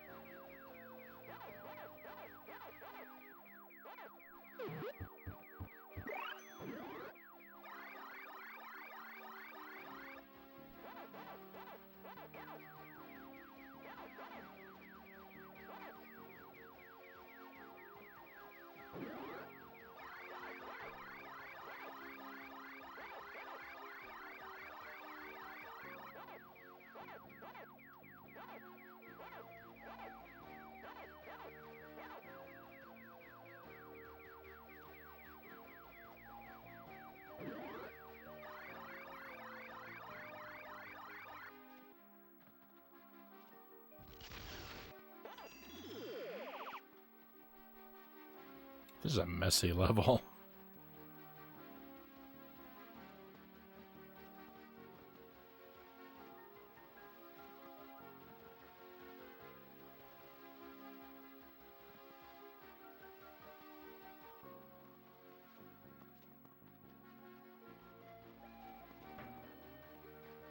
Am I just supposed to take damage? I don't get it. There's a laser in my way. I don't see any way of making it stop.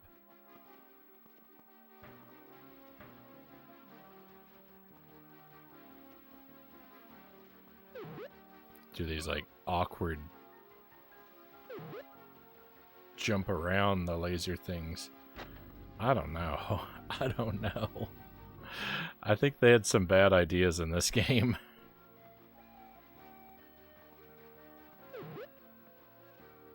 Oh, I missed a letter somewhere.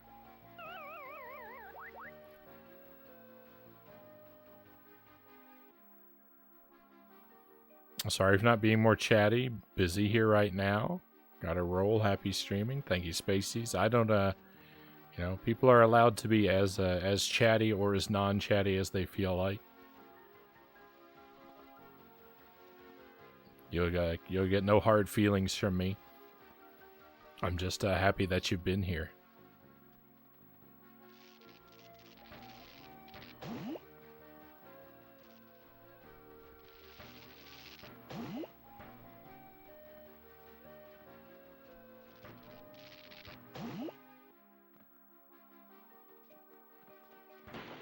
That moon with the rocket ship crashed into it looks familiar to me, but I don't know why.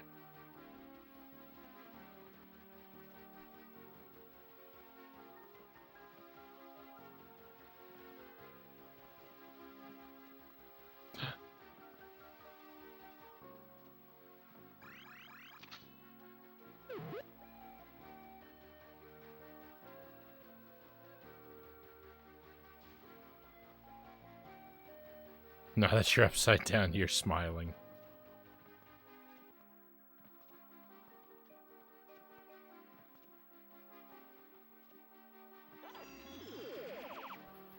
It's the easiest way. It's the easiest way to make it happen. To make a smile happen.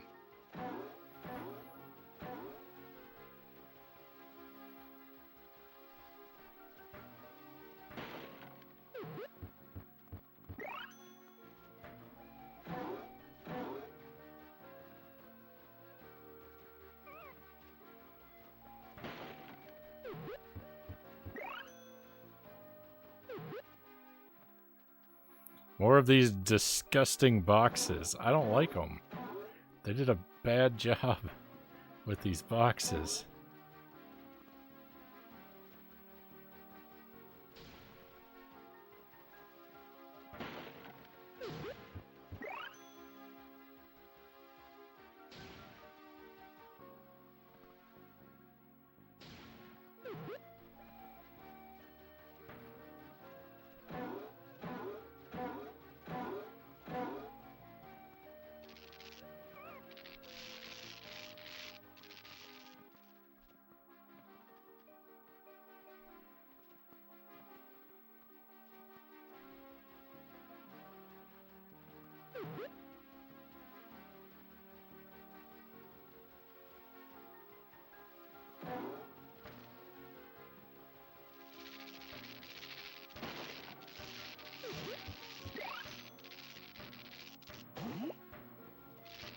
I weep for my missing letter.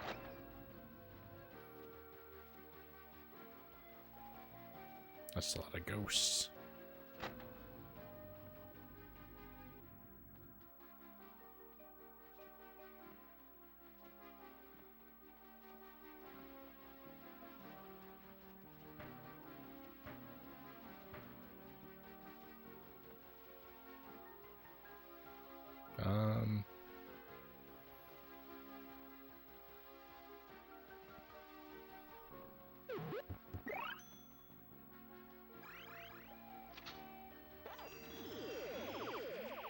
To the maze.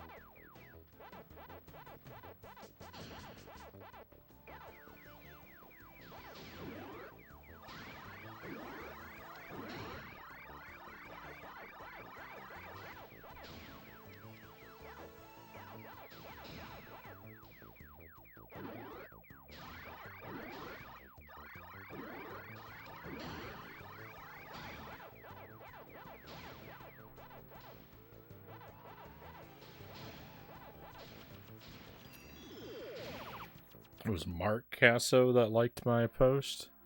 OG actor for Leonardo in the live action TMNT movies. Rob Paulson mentioned me on Twitter recently.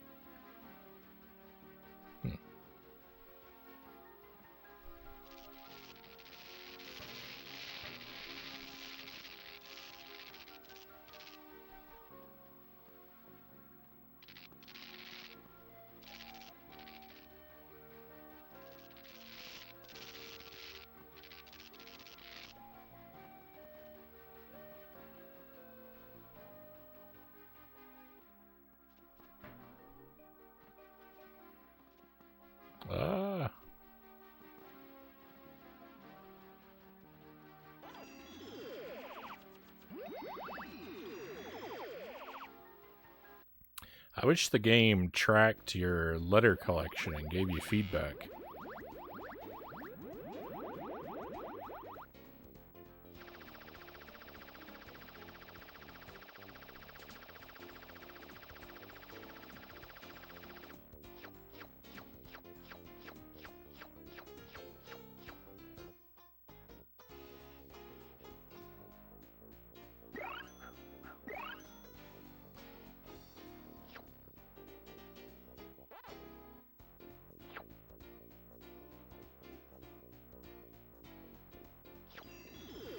I mean, it does kind of give you feedback where it shows you there at the end of the level, but that's not what I'm talking about. Like, I wish that, I don't know, there were a checklist, right? Like, if you get all the letters, then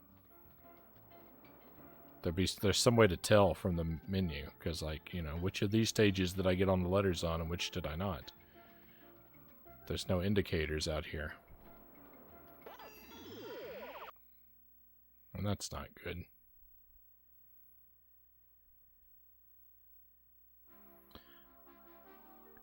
I do believe I've been upside down for the required amount of time, so we will make our flip.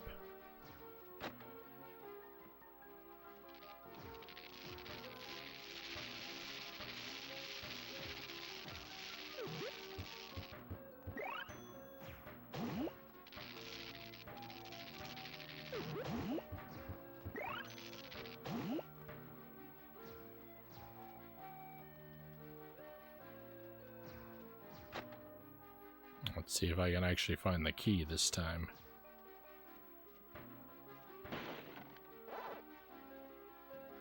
I missed one.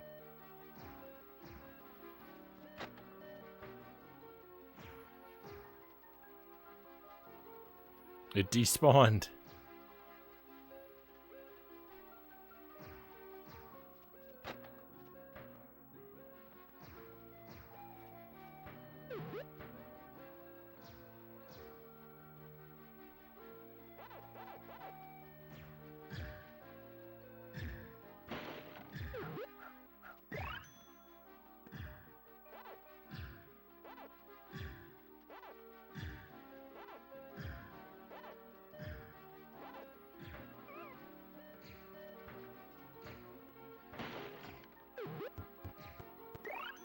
How rude, the despawn. It was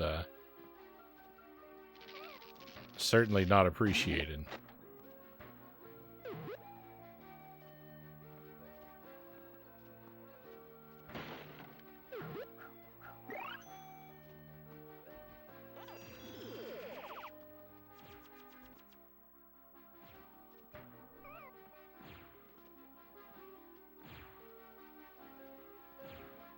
What did I do wrong?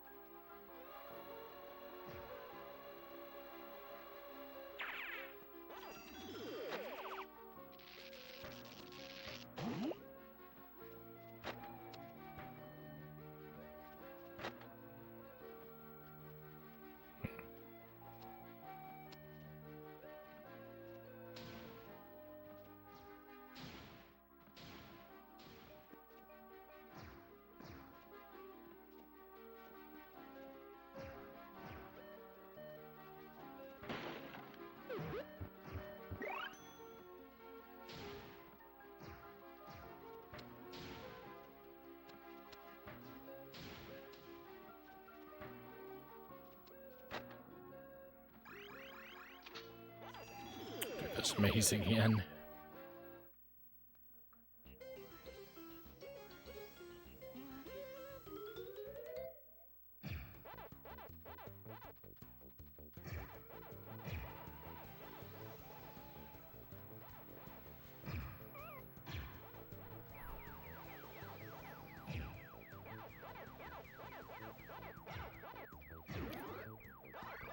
I don't really feel like there's much skill involved with these maze sections.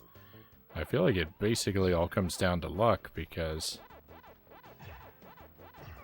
you have to manage the obstacles and the ghosts, and I mean, you really just don't have any control over whether or not they're going to come for you while an obstacle is active.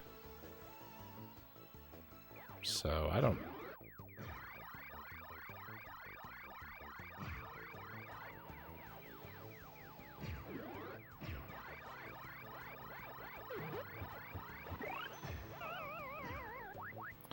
really think doing well at these mazes is something to be celebrated, because you didn't have any control over it.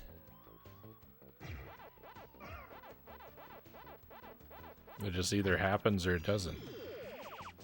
It's not very great. Yake, welcome in. Pleasure to have you with us. I hope you've had a good weekend.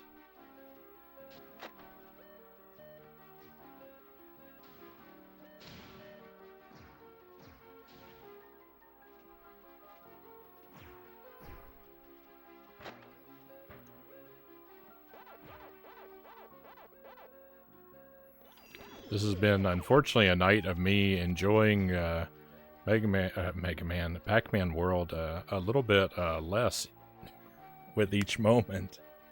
Oh my goodness, we've got another raid coming in. Hello, everybody.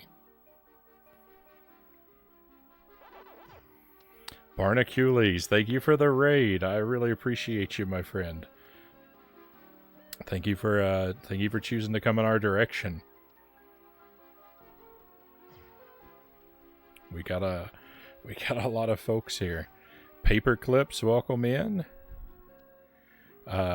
Kitaboo, great to have you here.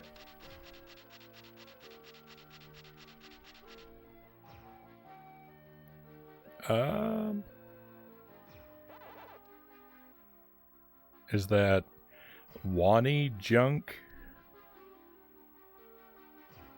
Drunglist? I'm sorry if I'm saying that wrong. C Gamel, good to see you again. One Guy 83. Dark Umber, I'd like to welcome everyone in individually. Hey, Mr. Rick, thank you for coming in. Barnacules says, enjoy the raid for being the only person I follow that is still streaming at this crazy hour. Well, I'm very glad. I'm very glad that I am. I appreciate you coming in our direction. It's wonderful to have you here and have all your friends come by with you. Vibrant Neon, thank you for being here. Karma Squabbit, singing the Pac-Man Fever song.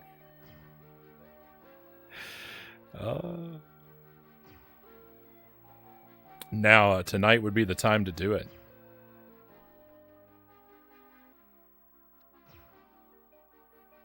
Is that DJ Merlin? Great to have you here. Human Google. If I missed anyone,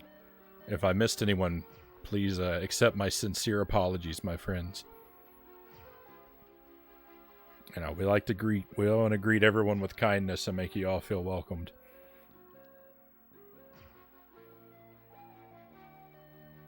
But when when the chat kind of explodes,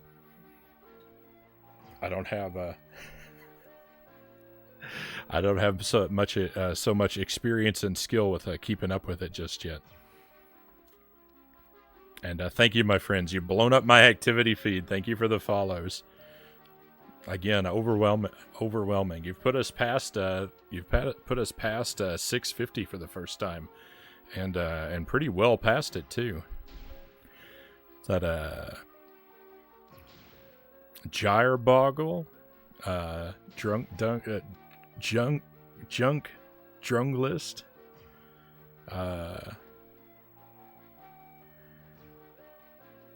Kakarot Stargate? Dark Umber? Terminator 37,000? Jack Merlin and LMG Chevy, thank you for the follows. At 10:40 a.m. here in Sweden, so this is perfect to watch. Yeah, I stream at what most people would consider for my time zone. I'm in the central time zone, and most people would consider it a pretty unreasonable hour to still be up. But I've always been a late night kind of guy.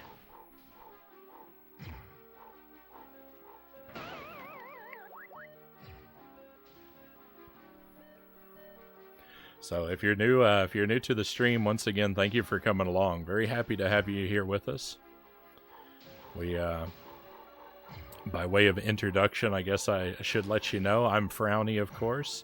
I'm primarily a variety retro streamer. I like to play games pretty much anywhere from the Commodore 64 to the PlayStation 2 era.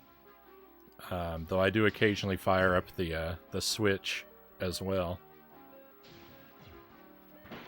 We play on original hardware, and I like to do things like very strictly blind first playthroughs. That's what we're doing now, is a first playthrough of Pac-Man World. And occasionally try my hand at a challenge run of something brutally difficult like Super Ghouls and Ghosts. But yeah, we try to have a fairly laid-back time. I like for people to be able to relax during the stream while I struggle and suffer and cry my way through all these games.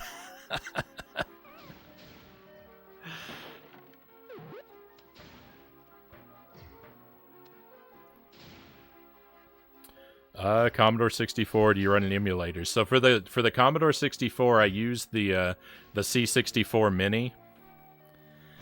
We had a Commodore 64 when I was a kid, but it stopped working a very long time ago.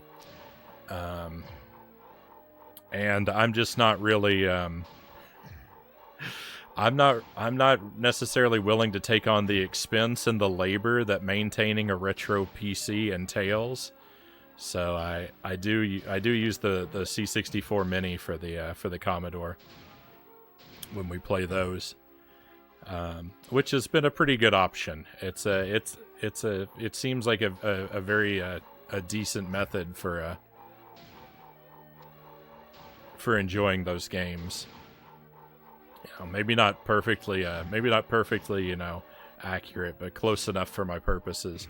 I do like to be on original hardware as often as I can.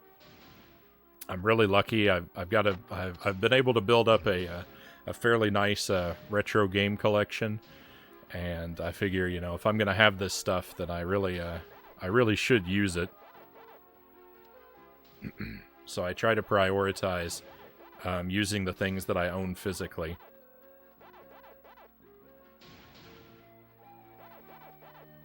Ahead of sort of emulated solutions. Yaden, thank you for joining us. Good to see you again. I grew up with old school NES. I did have so the NES was where, like, I got really serious about playing games, I guess you would say. My first video gaming experiences were on the Commodore 64. I think Ghostbusters on the Commodore 64 is the first video game I ever played. It was probably that or Donkey Kong, but Ghostbusters is the funnier answer, so I lean toward that. Terrible game. And we had an Atari 2600 for a while, but I don't really have any memories of that. I couldn't even tell you what games I had for it. It's just a blur. But once we got the NES, that's when video gaming like really became my thing. That's with the NES, and I've always been kind of a Nintendo kid since then. Though I do like making up for lost time by playing some Genesis and some PlayStation games nowadays, like where we are right now. 80s kid here, right on. What's your favorite retro game per platform? One guy asks. Ooh, big question.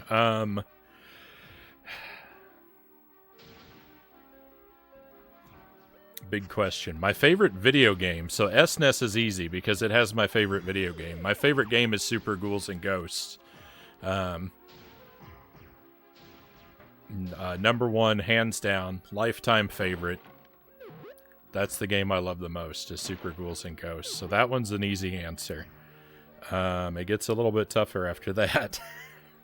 NES, maybe the original Castlevania, or maybe Super C. It's so hard to choose. Like, I love Mario Brothers 2 and 3. I love Ghosts and Goblins. I don't know that I could narrow that down. N64, that's an easy one. Castlevania 64, favorite Nintendo 64 game. Probably not favorite. I do really love Castlevania 64. I think it's amazing. It would be up there in the top, but that's not really a serious answer.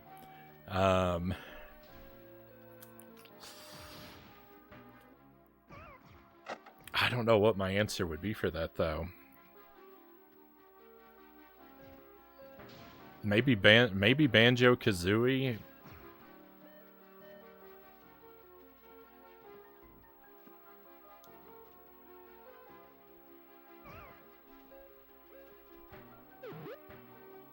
PlayStation 1's going to be would be at a real disadvantage because I don't know the PlayStation 1 library very much. I've only played a couple PlayStation 1 games.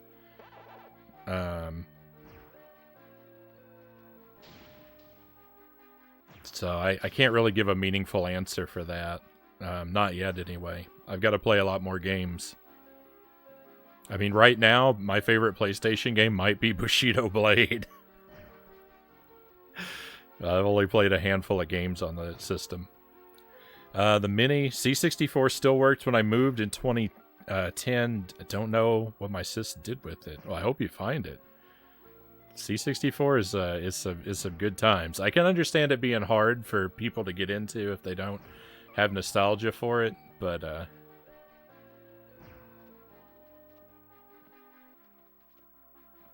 certainly if you do.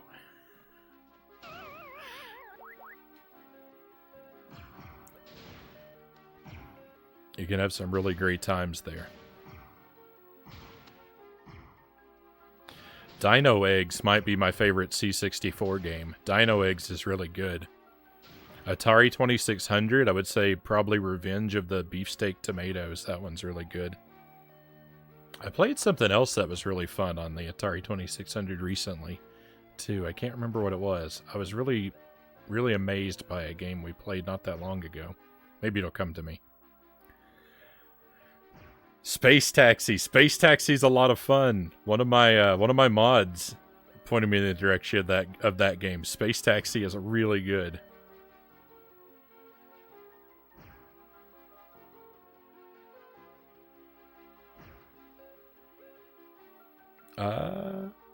Vibrant Neon recommends Ben Heck if you need someone to fix that stuff. Worked on Nintendo PlayStation prototype.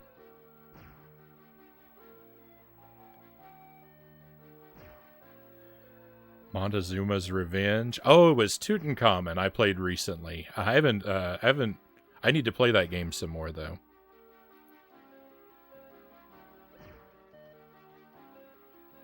Is it bad I rooted for the Stay Puft Marshmallow Man? Played all the Infocom all text adventure games. I tried to play a text adventure game once, and they're tough. Tangent Nexus, thank you for the follow, and Karma Squabbit, thank you as well. Sorry, I'm not doing a whole lot in the game. I'm trying to get caught up with everybody in the chat. Atari 2600 memory is combat. Other than that, I don't remember what we had. NES is my first console that got me into gaming. Combat, I don't think I've ever played. Isn't Combat a two-player only game? Amiga 500 was my first. I did buy and did play North and South, and played Mortal Kombat on it. North and South I've never played. Mortal Kombat I've only played a little bit of the Genesis version.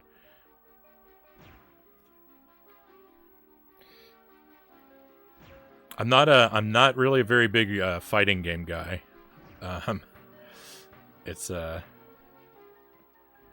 It's the very rare occasion that I get into a fighting game personally. That's just not a genre that has ever really spoken to me. Probably largely because I'm a single player kind of guy.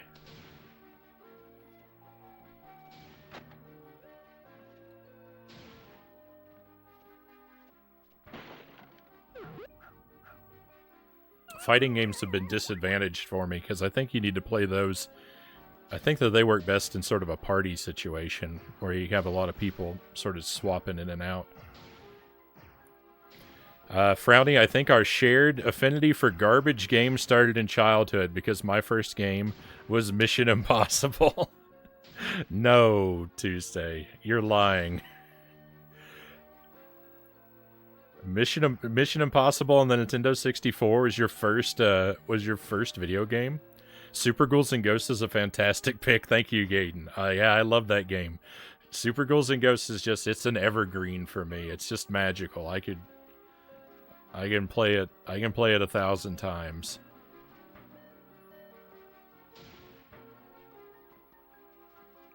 I had to play it 1,000 times. If I may be allowed to brag a little bit, I mentioned doing challenge runs, and Super Ghouls and Ghosts is one of the games that I've done a deathless run in.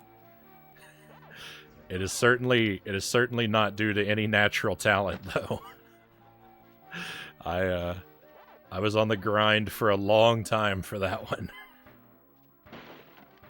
But I'm very happy to have been able to pull that one off.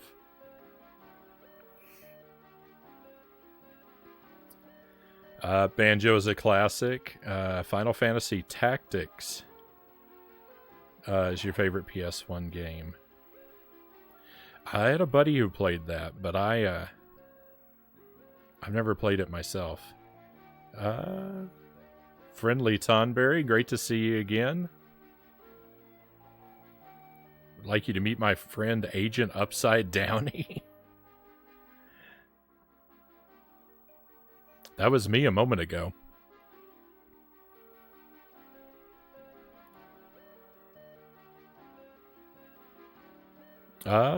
Juka Bazooka, thank you for the follow.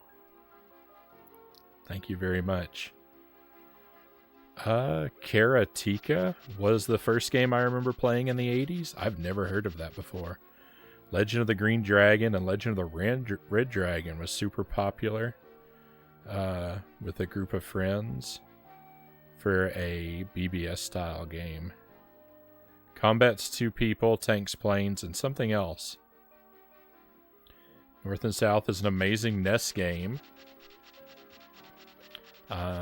Should check that one out. It's super fun. What style of game is North and South?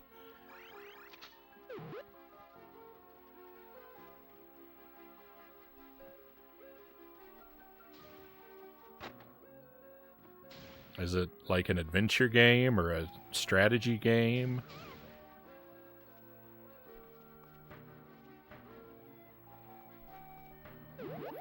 Alright, well, we got all the letters this time, but I'm still missing a key.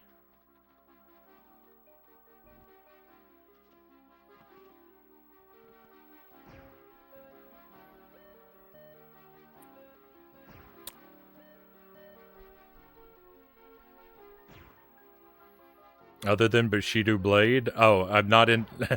because I said I'm not into fighting games. Bushido Blade is a is a weird exception.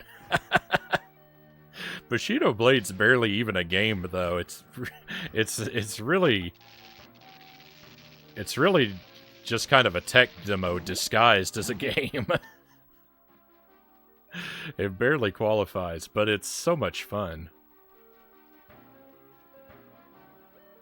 If you don't mind something that's a little broken and ridiculous.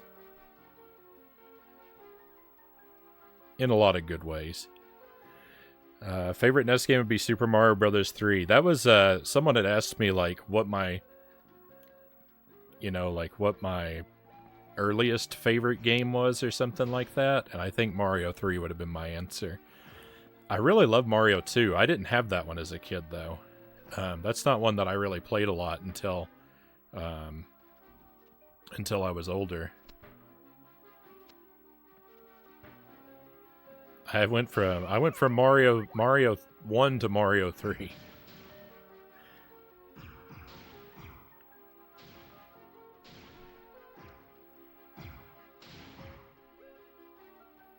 Mission Impossible or Impossible Mission with the robots and elevators. That's kind of what I was wondering.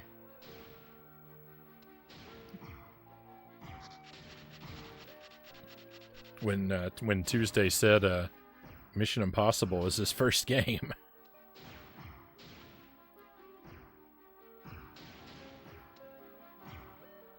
Another cool, relatively unknown game on the NES was Super Dodgeball.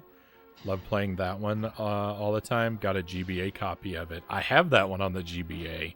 I haven't played it. I haven't played it yet.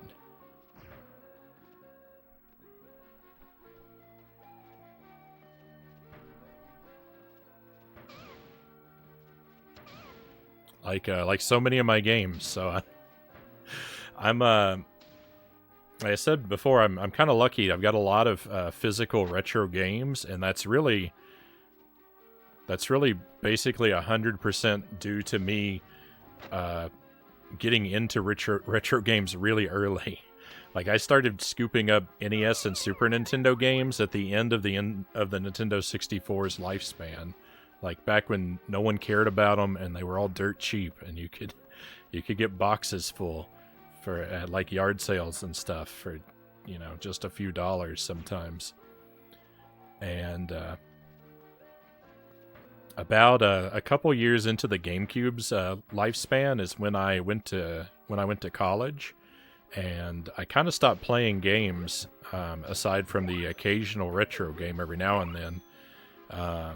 From the middle of the GameCube's lifespan right up until the end of the Wii U, I didn't do a whole lot of gaming, but I never stopped buying games. I just kept adding to the pile, so I've got this really huge collection of video games that I've never played. I've been a poser for so long. And the stream has been a really good opportunity to, like, give me the motivation to make the time to play a lot of these things.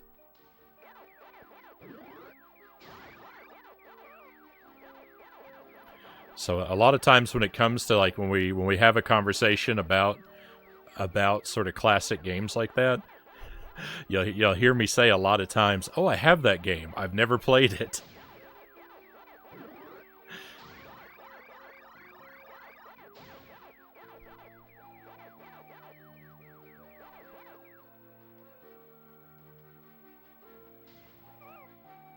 Oh no, I'm doing so terribly.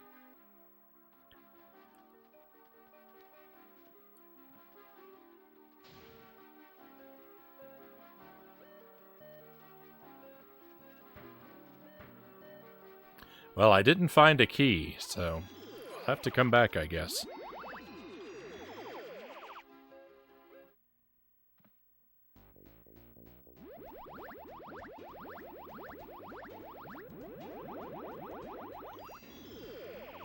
Coffee Jesus, thank you for the follow. Welcome to the stream. Ooh, let's do this bonus level. I'm on a timer here. I see Jay, oh hey at Jay there in the chat as well. Thank you for joining us, Jay.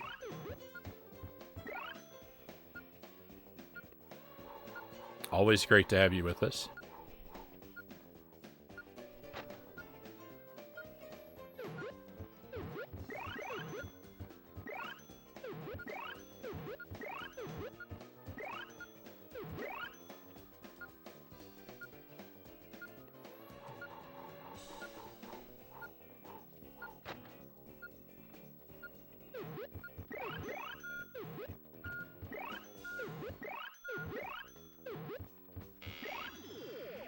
Sounds like a microwave timer running down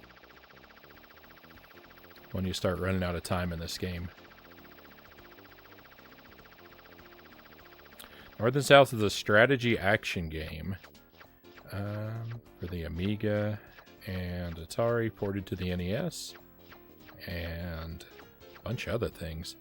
Developed and published by Infogrames. Strategy action game. Played it on the Apple II. It's still so much fun, Bushido Blade. I really like it. It is a lot of fun. The GBA copy, Super Dodgeball, really true to the original NES version.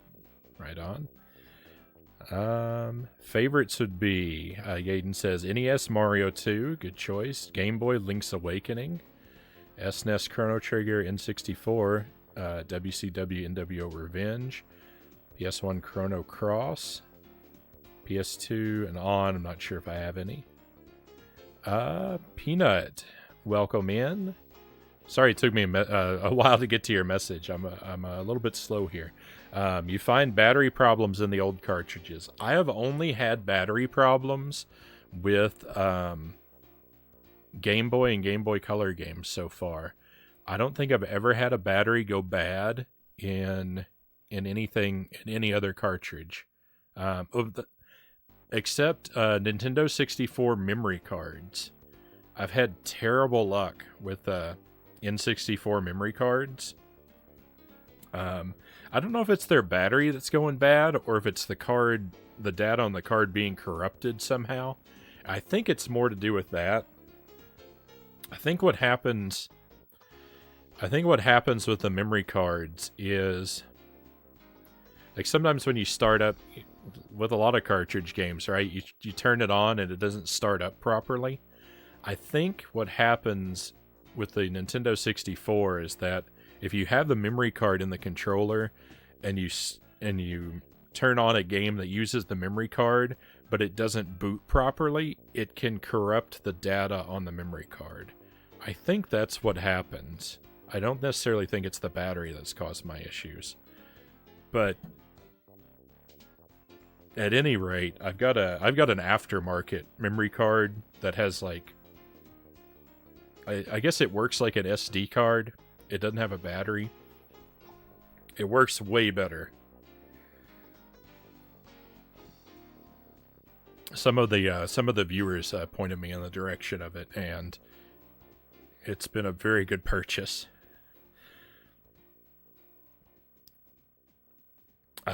Eldritch Artificer? I don't know how to say that word. I'm gonna guess it's Artificer. Welcome to the stream and thank you for the follow. And hey to you as well, Coffee Jesus. Great to have you here. Thank you again for the follow. I hope you're enjoying more of this game. This game has frustrated me tonight, Jay. I loved my first night with this game. It was so great. And then the World 2 boss of this game. He's like a big statue, and you gotta turn these 4 wheels. That boss was abysmal. I had the worst time. I was struggling and crying for what felt like an eternity. Terrible boss. Really put a damper on my night. Just bought Pac-Man World Remake for the Switch. Gonna play it this weekend. Excited, never played it before. Yeah, this is my first playthrough of this too.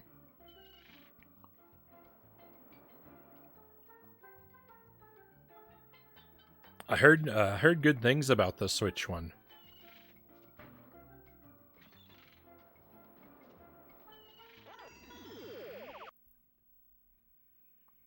Anubis, he's a very hard boss. A lot of people have problems with that boss. Yeah, that Anubis was a nightmare. Betty Machete 666, thank you for the follow. Welcome to the stream, Betty.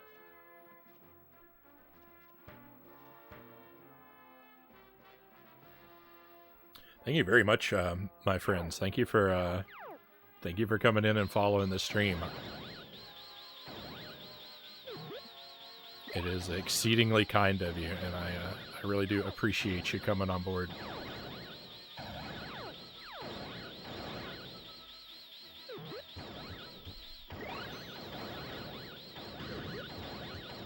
Got a little bit of a space shooter here.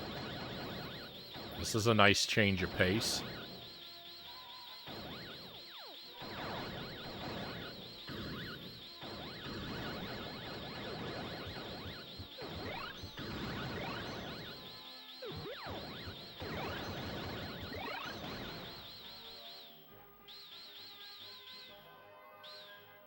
Looks like a 1942 ripoff.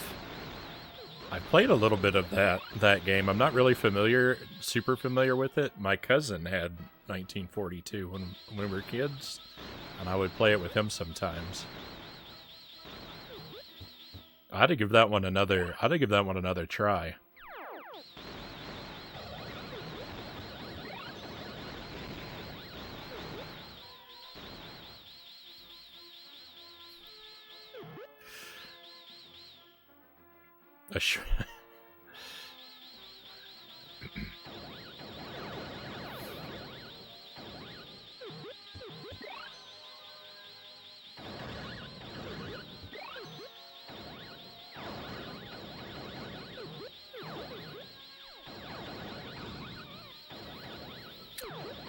Despite all your hopes that Scooby-Doo would have battery problems, it wouldn't. It wouldn't save.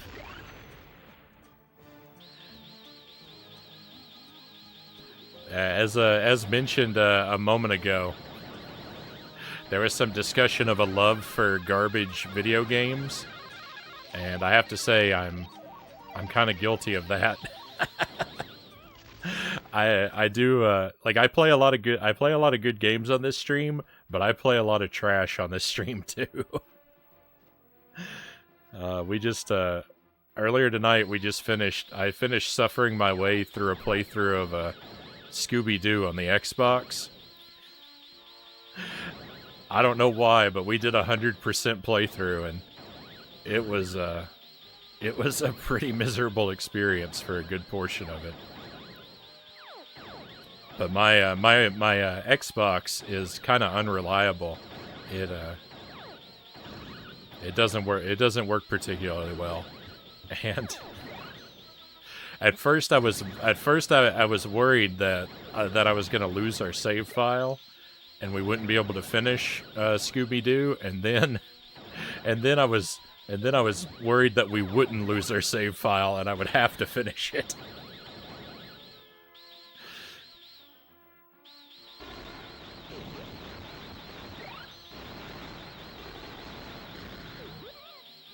I've been doing kind of a jank games marathon for the past month and a half.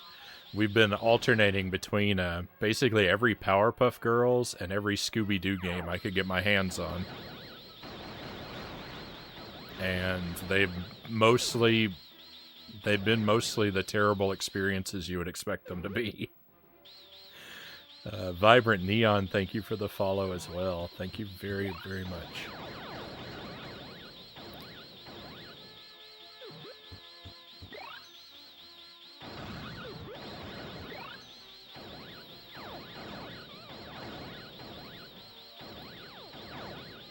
Time to hit the old dusty trail. Great to see you.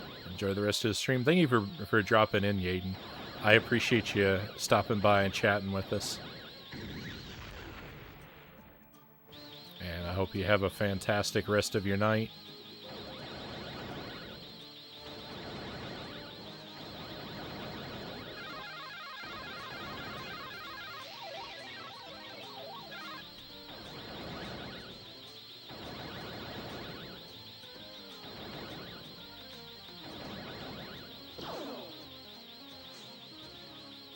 this is a little rough because you kind of have to do the whole thing all at once.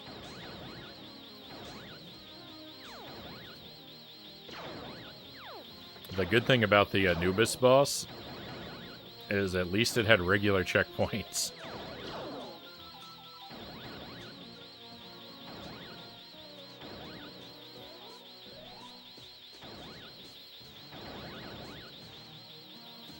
I'm not the biggest fan of when games have checkpoints in the middle of a boss fight, but when the boss is as bad as Anubis, oh please. I like old Nintendo. I feel like it's lost magic past the Switch for me, or a PC person these days. I've never successfully gotten into PC gaming. I think the problem is I've just never had a good PC. But like, you know, I tried getting some games on Steam, and I don't know, I just never get comfortable with the feel of playing games on PC. And I've tried getting into emulators a few times, and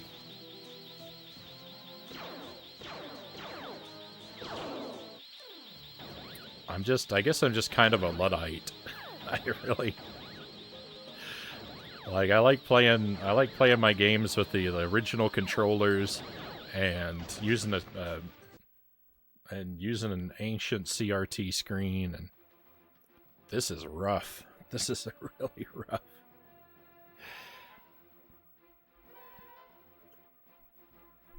But I'm really disconnected from modern gaming. The Switch is really the only thing that interests me so far as what's current.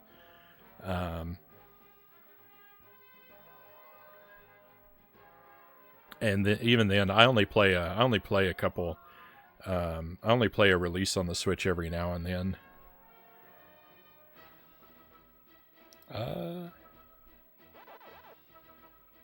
Japan mastered that game style with all their clones with amazing graphics. The 1942 style, is that what we were talking about?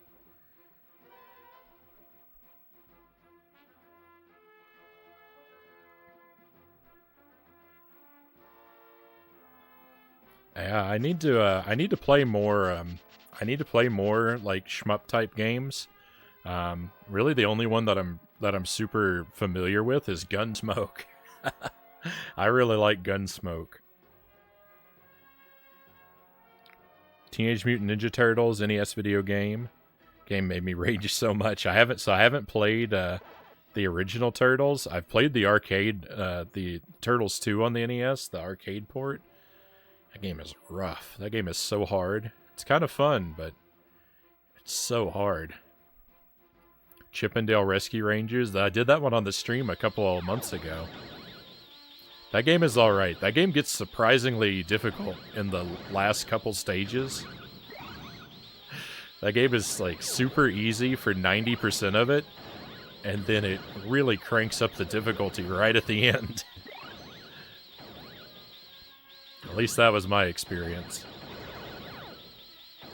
That game is okay. I'm not overwhelmed with it, or overwhelmed by it. I think that you know, it's a serviceable game, but I think if you don't have a lot of nostalgia for it, it's not really one that's going to blow you away.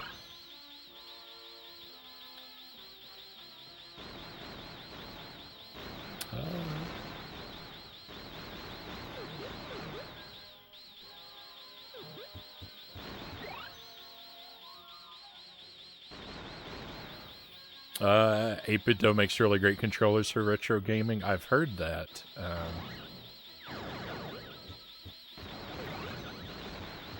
They definitely have a good look about them.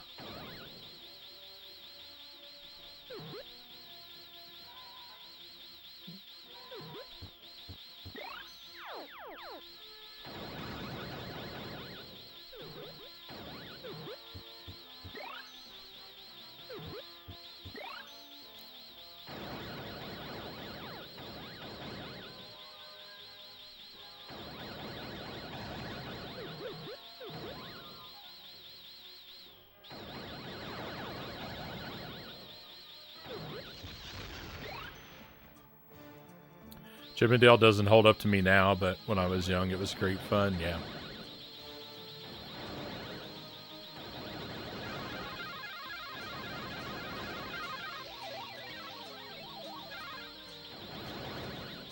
Let's see if we can wipe this guy out this time.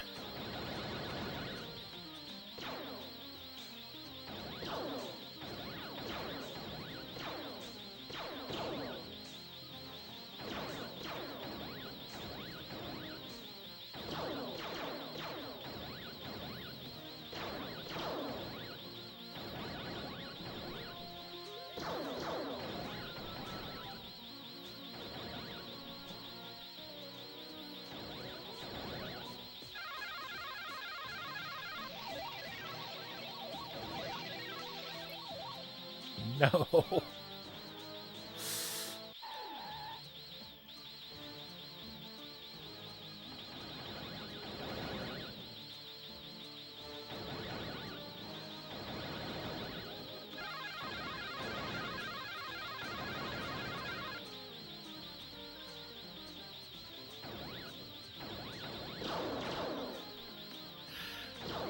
I should probably just pick a side and stay with it, but I don't know. I don't even think I can attack him when he's this far away.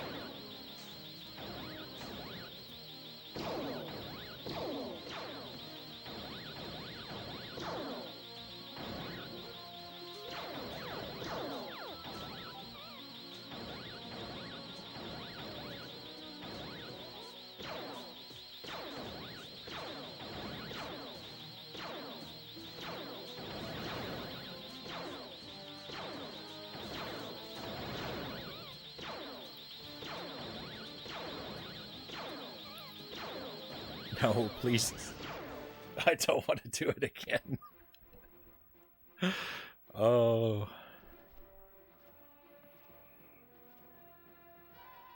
This game has some tough bosses.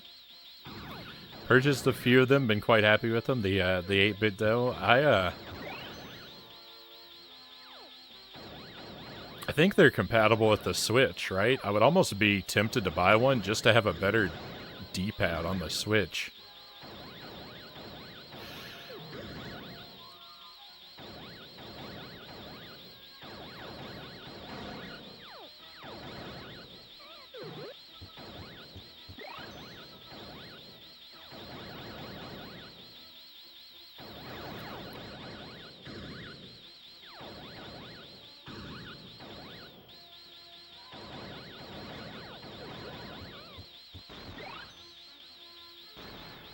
I like playing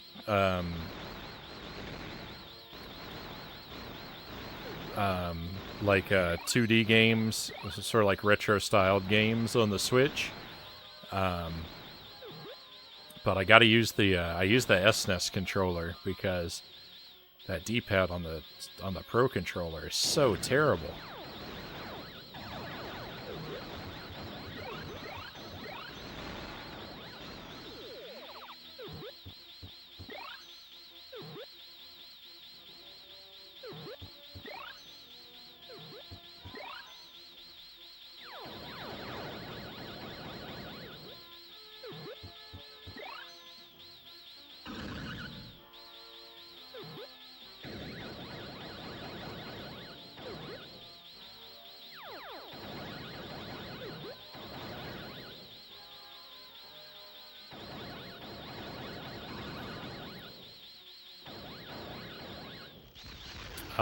The SNES controller for the Switch is amazing. I love it, especially when I use it for Super Mario Maker 2. Yeah.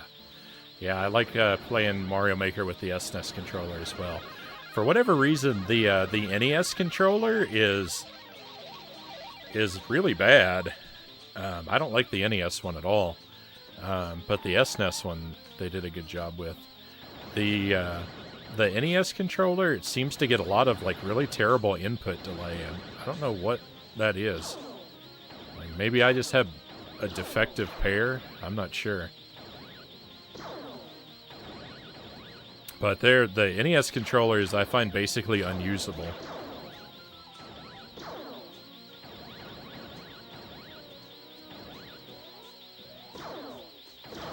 But The SNES one is where it's at.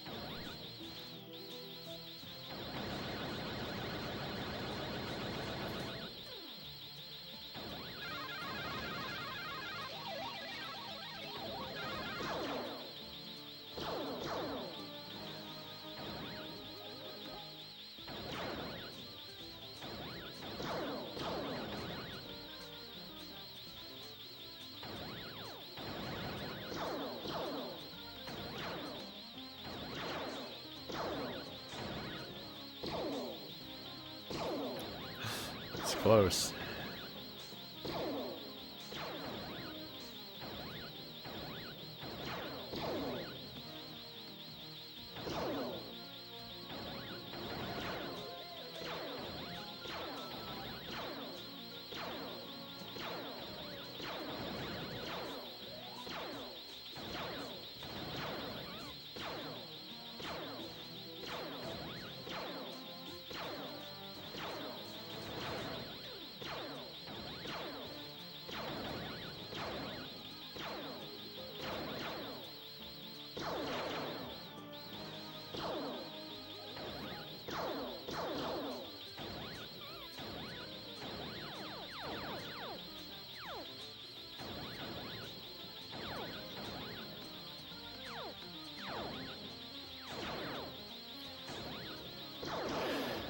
Why is this so hard?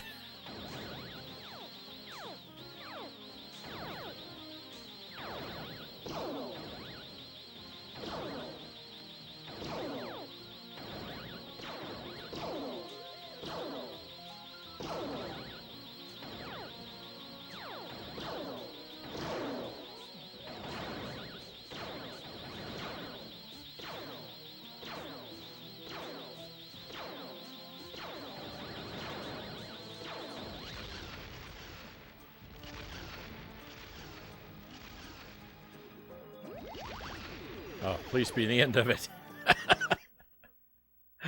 Oh, what agony. Oh, what unending agony. We made it through. I've been victorious. Let me get caught up here with some of the chat. Thank you. Thank you for the GGs. Thank you for the celebratory emotes. That was rough. Hopefully we get some extra lives for that.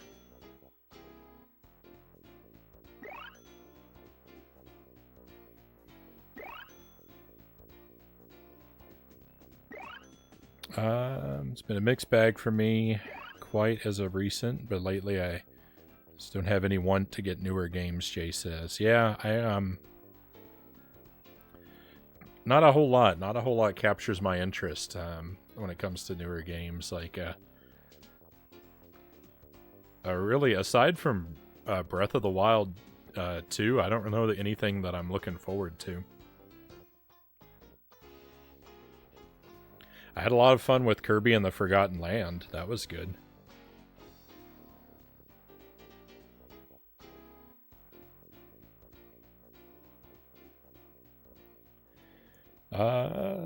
Disappointed by Lottum is late. Tech is good for when you need it. I don't feel like we are there yet to keep consuming a bunch of it. I'm a technical person, but I don't want it in my day-to-day very much anymore. I can sympathize with that. I think that I would say that I agree. D-pad isn't great in the Joy-Cons. Pro Controller's D-pad are worse. I mean, it's not even a D-pad in the Joy-Con, right? It's just 4 buttons. That's not quite the same thing, right? I don't know if you noticed it, but there was a checkpoint right when you hit the body of the boss. Oh, I didn't catch that. Kirby and the Forgotten Land is also an amazing game, Jay says. It definitely served. I really liked that game.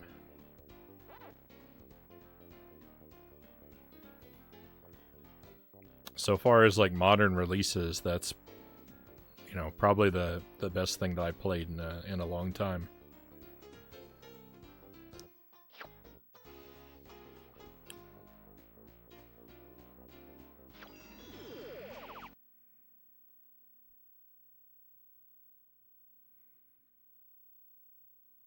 Good job in the boss. Long boss fight for sure. Thank you. Thank you.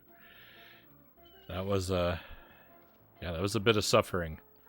So we finished this world, but we haven't really finished it because there's someone locked in a cage in stage 2. I never found the key. So I kind of think, I don't know. I don't want to leave one of our friends locked in a cage.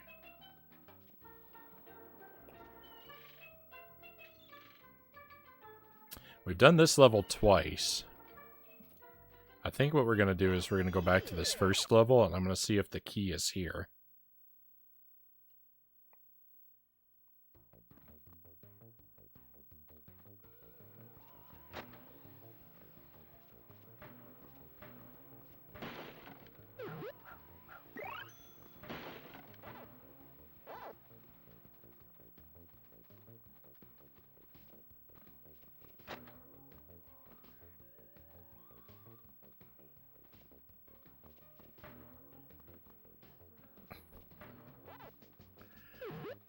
And I'm just going to flow right through the platforms.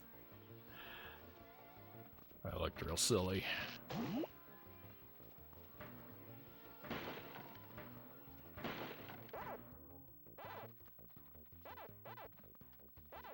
Those little dots, they sure don't hang around a very long time.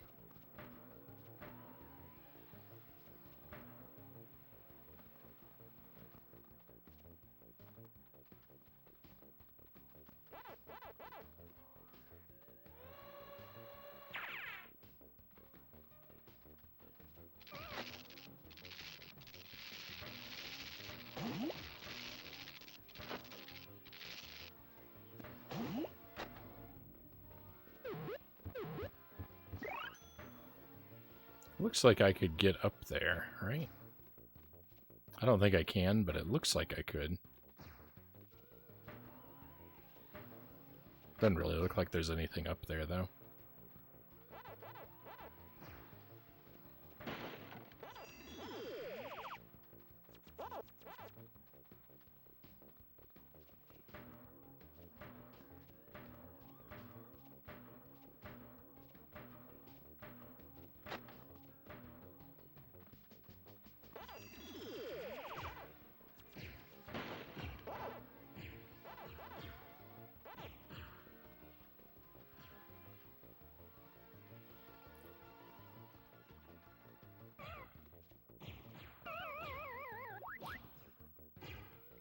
I'm so very careless.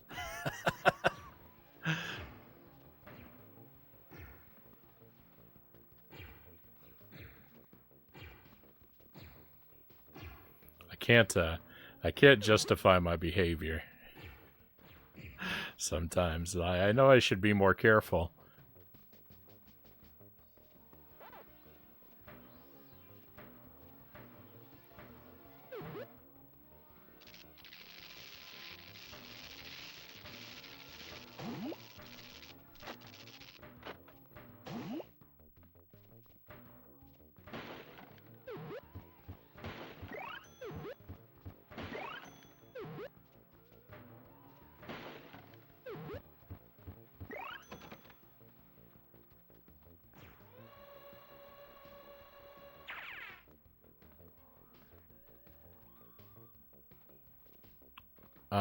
Oh.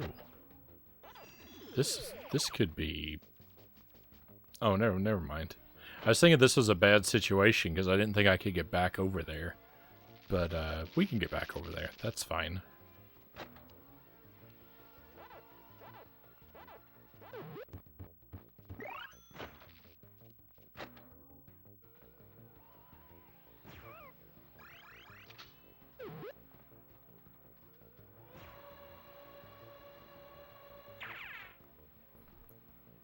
The speed move, like, I don't know, the spin dash, I guess we'd call it. It's so mechanical. It's like It's very weird. It doesn't.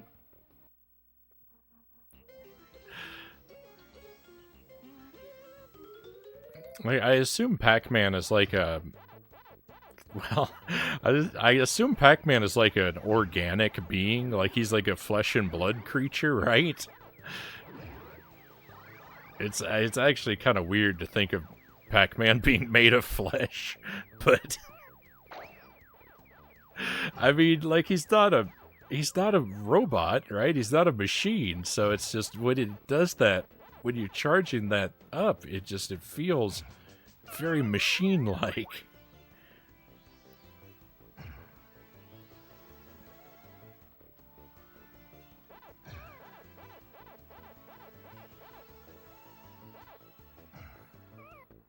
I don't think it's quite appropriate. One guy says, "Have a good night. Thanks for streaming. Thank you for being here, one guy. Thank you for chatting with me.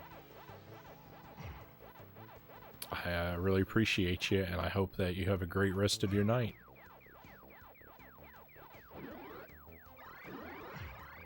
Hopefully we'll get to enjoy your company again.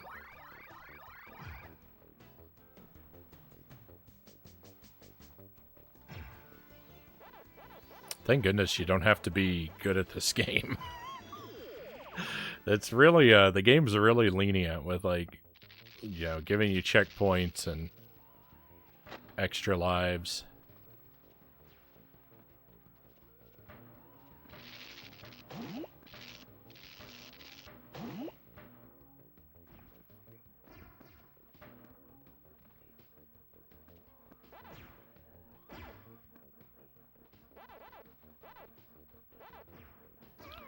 I think that, like, I think a deathless run of Pac-Man World, to me, that seems like an impossible challenge. I don't think...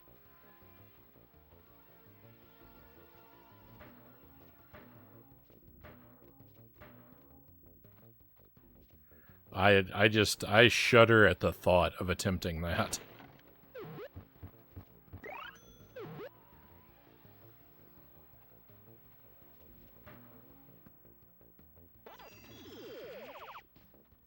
Thank you for the follow, one guy. Thank you very much for that.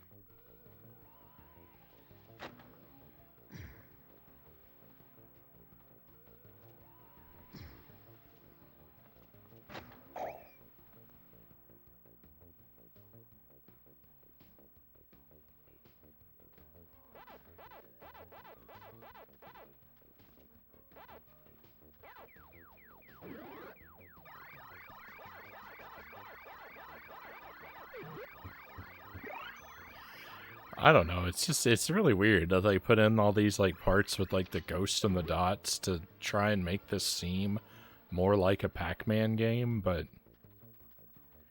it really, like, it doesn't feel like a Pac-Man game.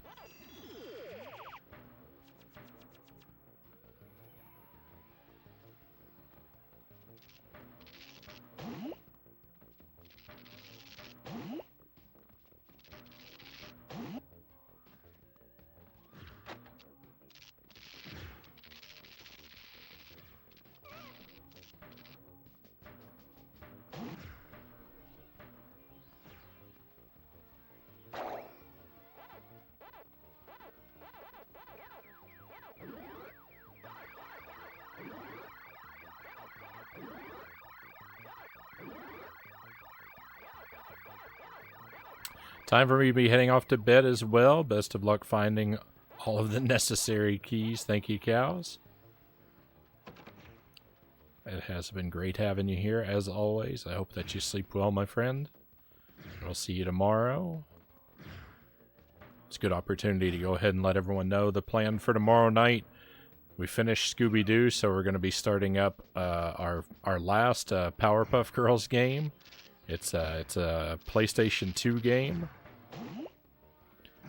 So we're going to try that out at the start of the stream, and then we're going to play some of the challenges in Pikmin 2 for the second half. See if we can get... We're about halfway through with the challenge mode. So we're going to see if we can get... Hopefully we hit the 75% mark. I think we'll do 2 more nights and we'll be done with Pikmin 2. We'll do half of the remaining challenges tomorrow and then the other half next week.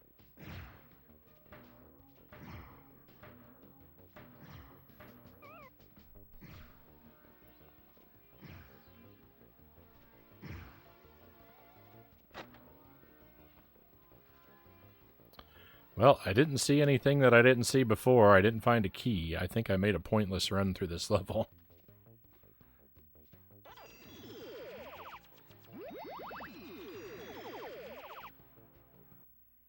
But if we didn't take a look, we wouldn't know.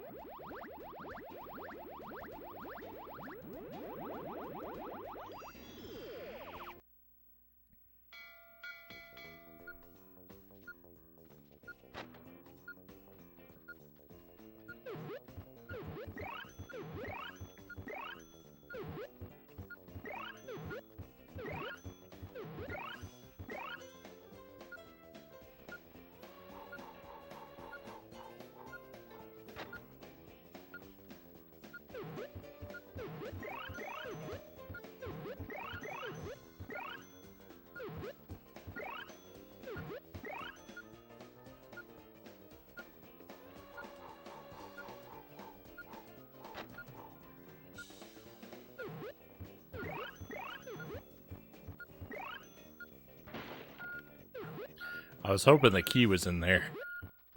Hey, wouldn't that be a trick to hide the key in a bonus level?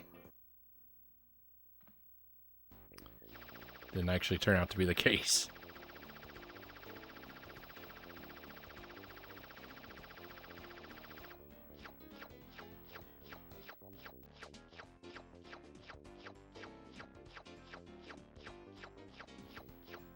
Oh, I owe another thank you. Alexander Gorovich. Welcome to the stream. Thank you for the follow. We're very happy to have you with us. Apologies for being a little slow to catch you.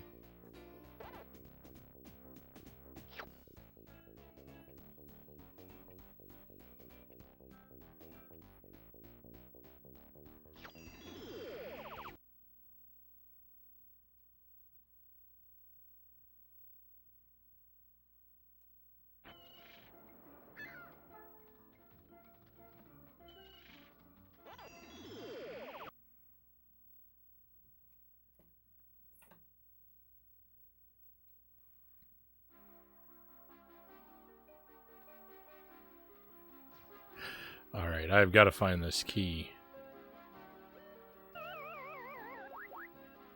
That was an exploratory leap to my death, by the way. Just because the platform fades out, so I was thinking, well, why is that left-hand side in shadow? Not to make it an indicator of something hidden.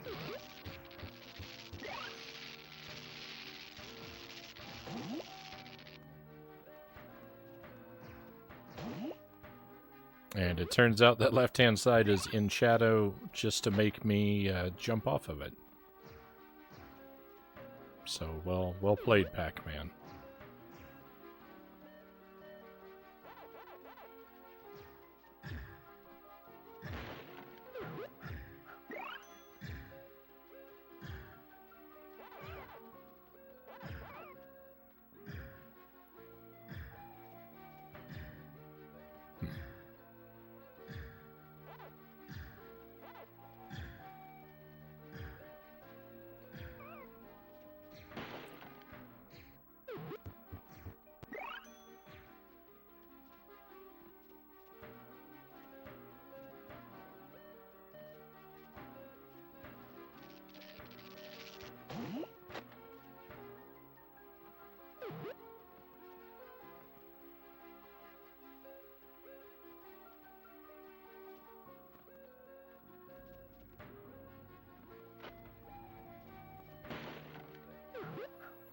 Is there a piece of railing missing here?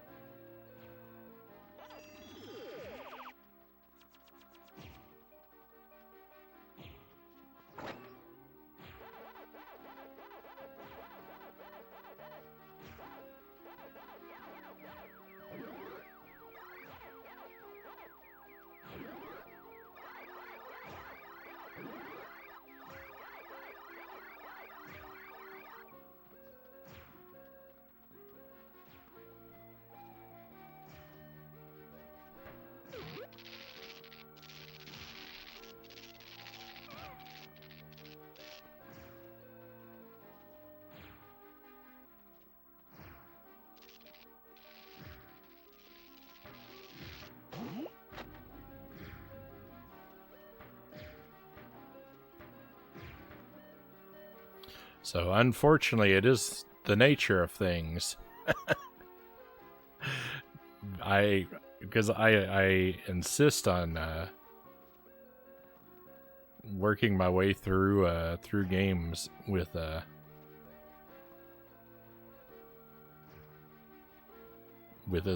little outside help as is humanly possible. And so, unfortunately, a side effect of that, because I'm not especially clever, is that we end up in situations like this where I have to spend a lot of time kind of exploring the same part of a game for a while before I could accident my way onto into some progress. And I've got a bad feeling we're in one of those times.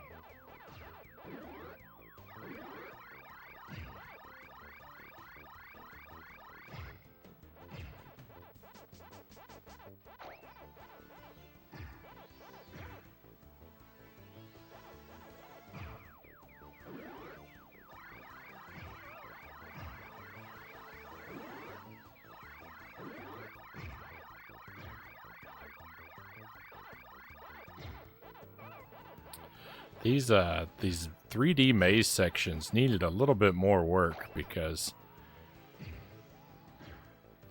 like, you have so little influence over your performance in these parts.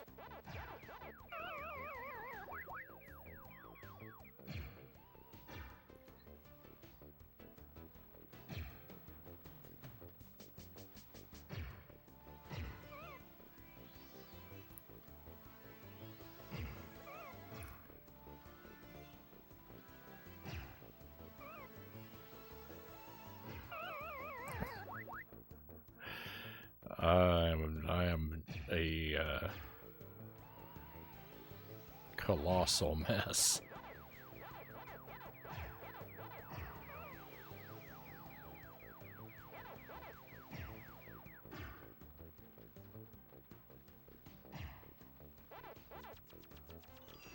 Just balancing the timing of the environmental hazards with the movements of the ghosts. It's not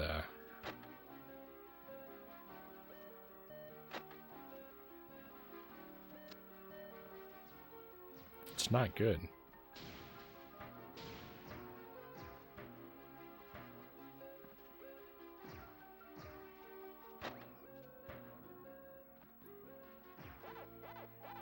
The ghosts don't really move like classic Pac-Man ghosts. I think is one of the things that I know is one of the things that I don't like about it. They can change directions at any time, and I don't think a Pac-Man ghost traditionally can do that.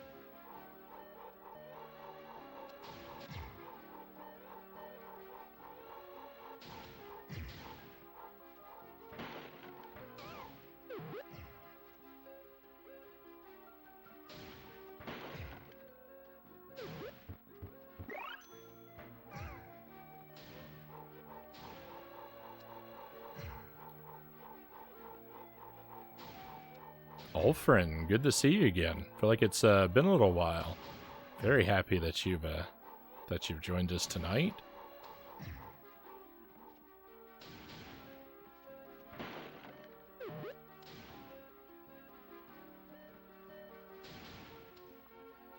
A 3D Pac-Man game. Feel like I should have known this exists. Yeah, there's a few of them actually. Pac-Man World. It's a trilogy.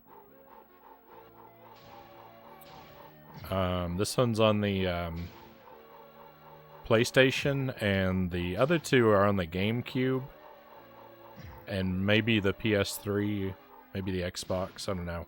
I know they're definitely on the. I think I might even be wrong about that. I don't know about 3. I know 2 is definitely on the GameCube.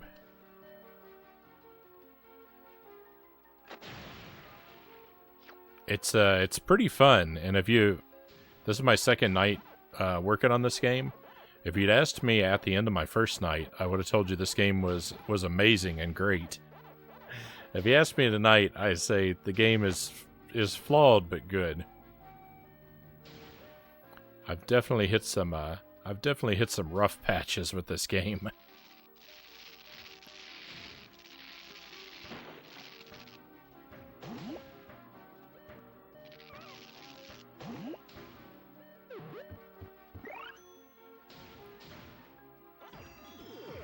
This game was just remade as well. I'm not really sure what platforms it's available on, but they've released it as Pac-Man World Repacked.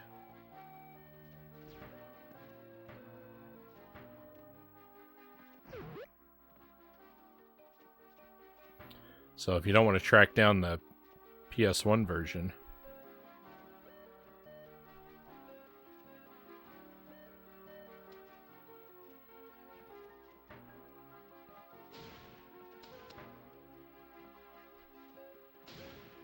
I do have another option available.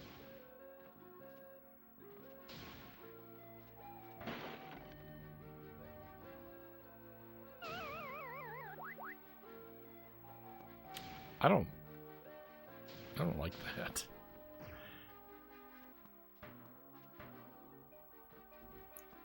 I would suppose I'm not supposed to like it since it's like a trap or whatever, but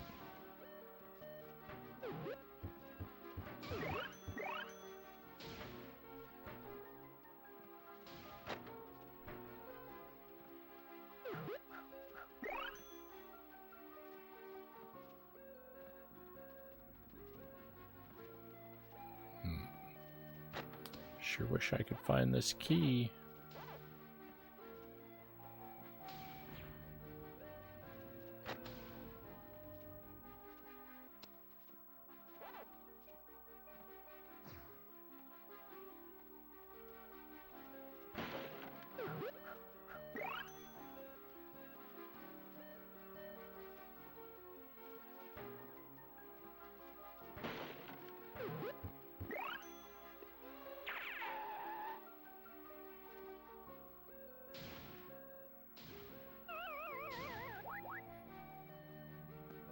I may have been a bit over enthusiastic with my jump.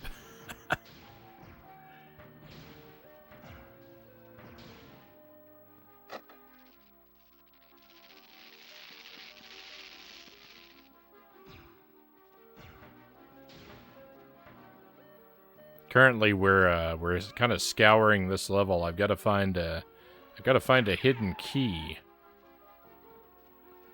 I don't know for a fact that it's even on this level, but I think it is.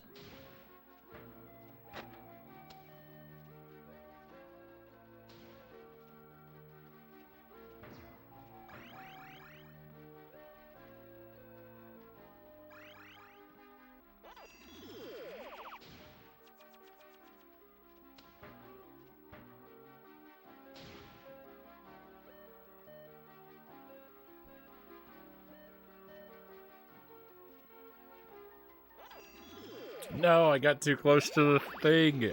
No, I didn't want to leave the level. I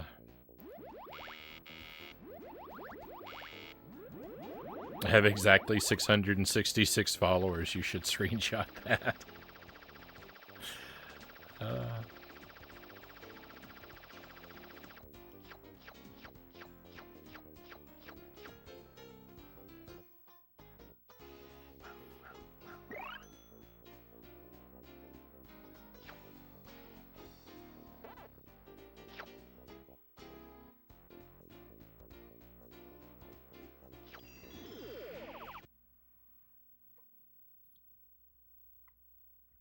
Had a lot of very kind people come into the stream tonight and come on board with us, so we're very lucky.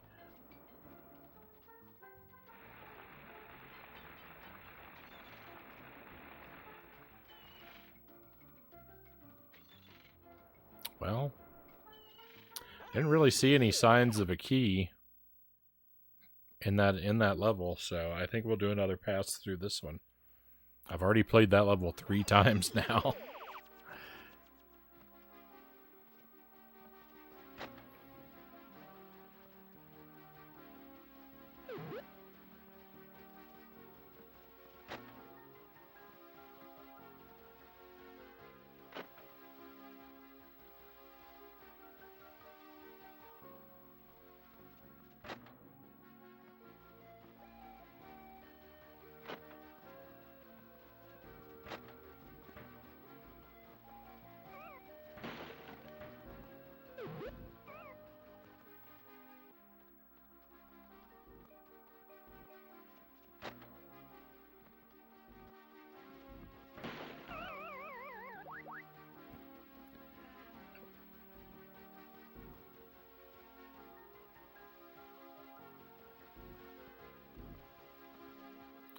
The laser does not...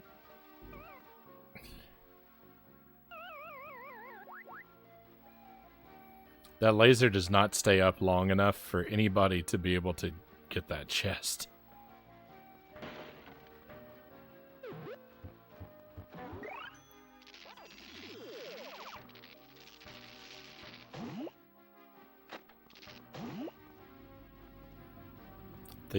The reflexes that this game expects you to demonstrate are simply impossible in many areas.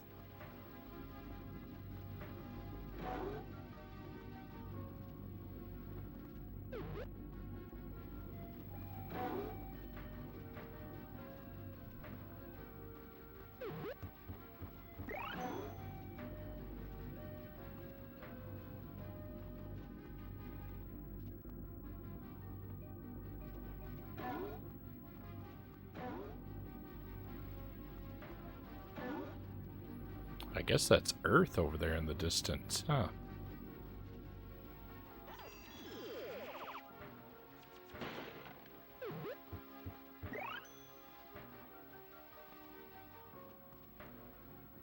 There's something up there.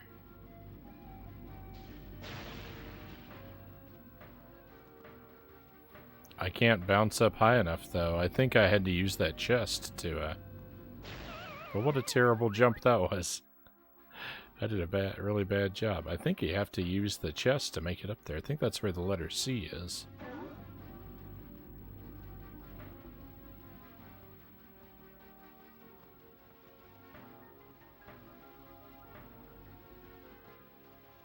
I hope it's not a key. I can't see enough of it to be sure.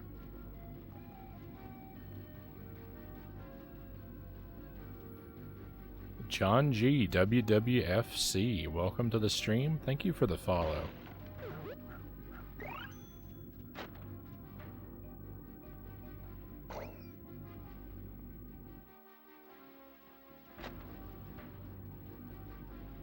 Very pleased to have you with us tonight and to come on board with the follow.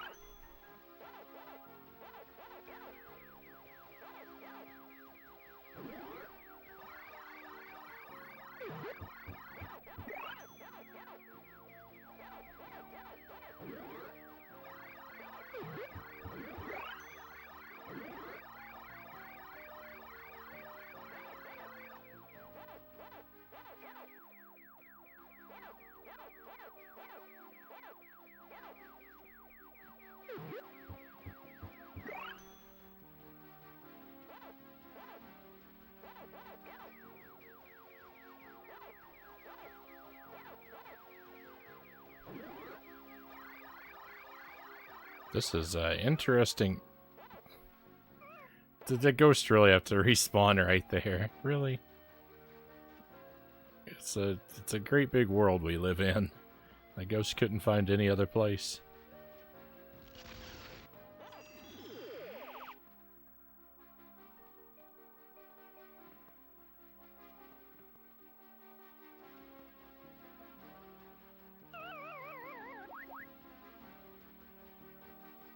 No luck.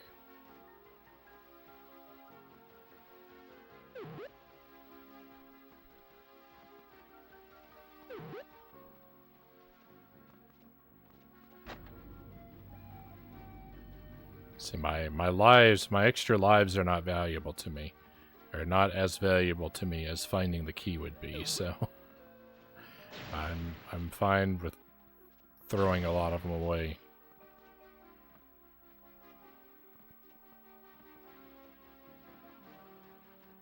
To investigate areas.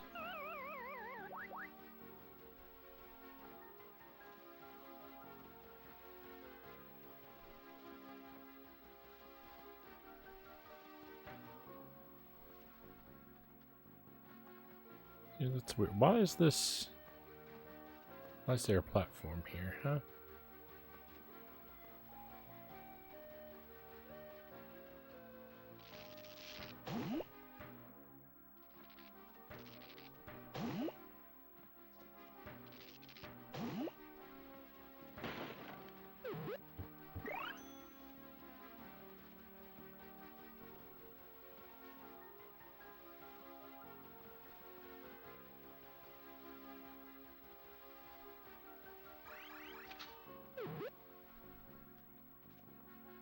Yeah, that must have been that letter C up there. I don't remember if I collected it the last time we were in this level or not.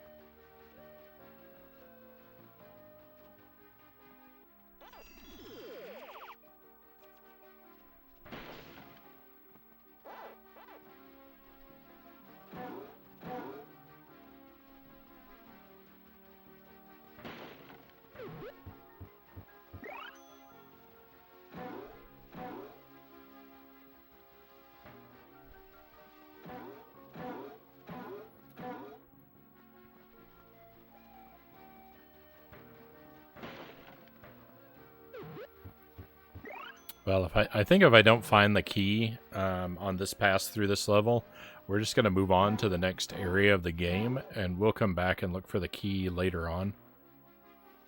Because there's a good chance that I could learn something I don't know about the game from a previous world, and like I might gain some sort of wisdom to like a way things can be hidden that I don't know about or something like that.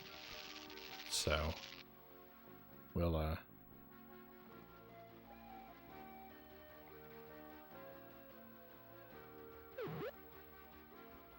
we'll move forward and come back at a later time with more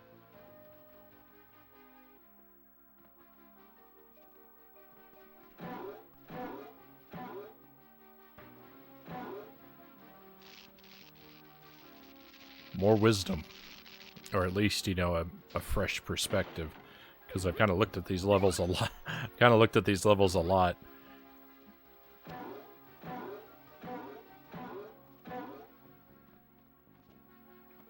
Probably be a good idea to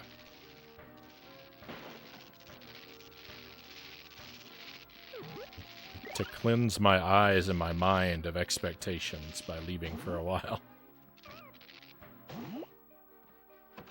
Get to where I like see what I get to where I see what I remember the level looking like instead of what it actually looks like. So that blue light doesn't hurt.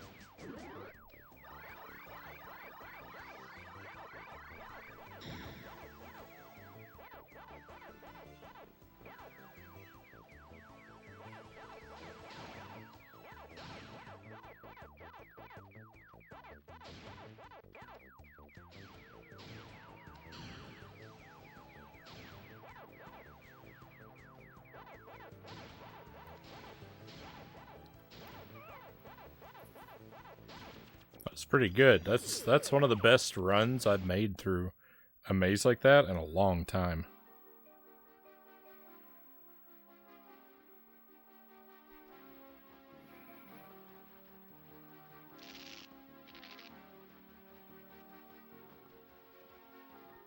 I don't think it really matters how... That was weird. I don't think it really matters how well or how poorly we do at the mazes for the most part, but it does feel good to do a good job.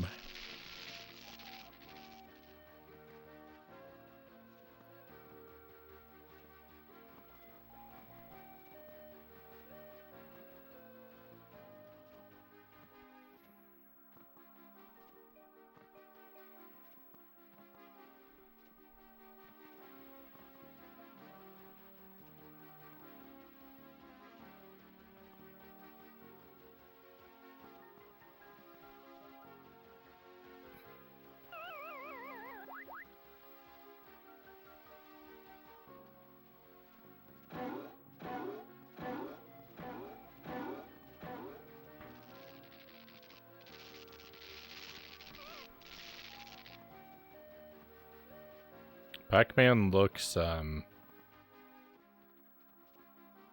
Pac-Man looks eerily happy to me.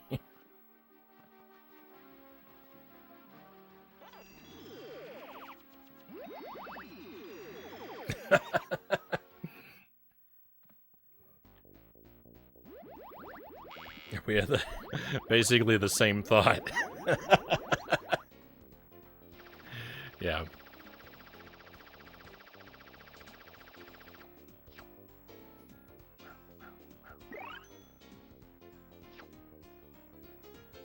It didn't occur to me that I can click through those points counting up. Yeah, I don't know where the key in this world is.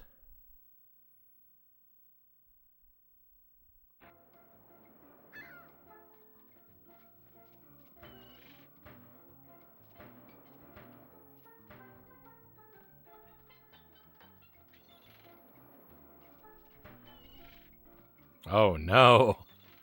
Oh no, it's a clown world. Oh no, this is gonna be horrible.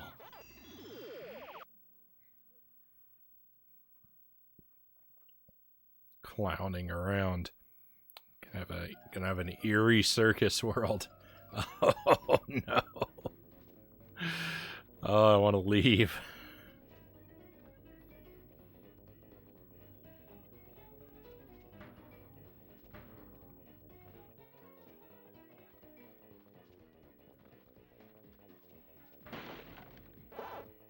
I want to go back to the space world.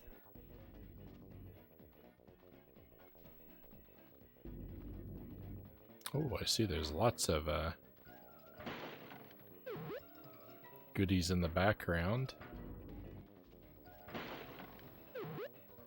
Don't want to miss those. Invincibility, huh?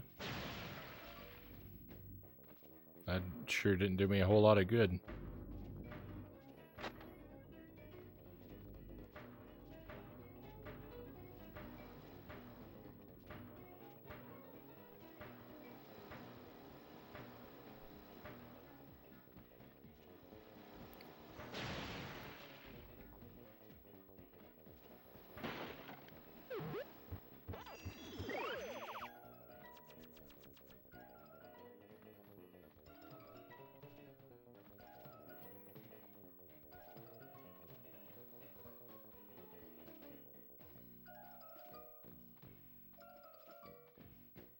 So many efforts to keep Pac-Man relevant in the 3D world, at least outside of the early 80s arcade world.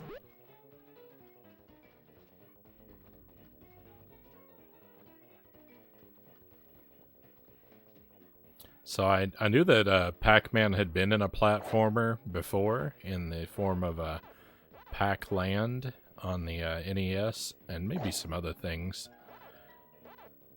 But I was not aware that that actually predated Mario Brothers.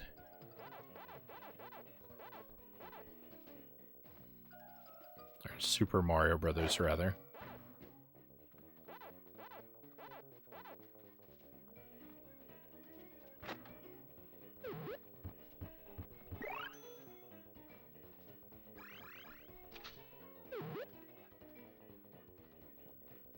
Pac-Man got reinvented many times. Looking at Pac-Man 99, it's how I'd want to play anything Pac-Man related today.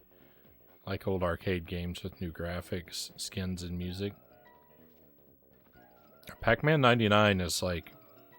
I play that game fairly frequently. That's kind of like...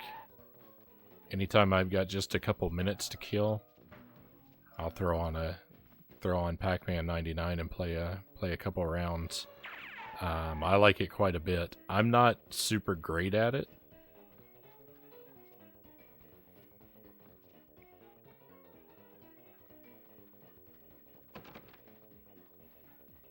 I usually win a match or two per session when I sit down to play it, but I do not have a very high win rate overall.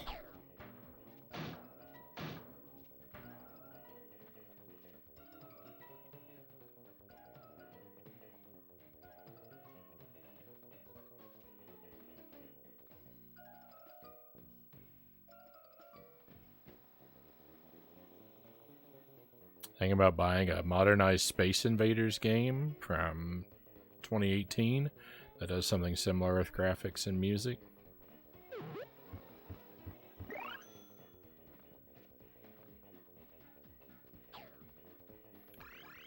Don't think I've seen that one.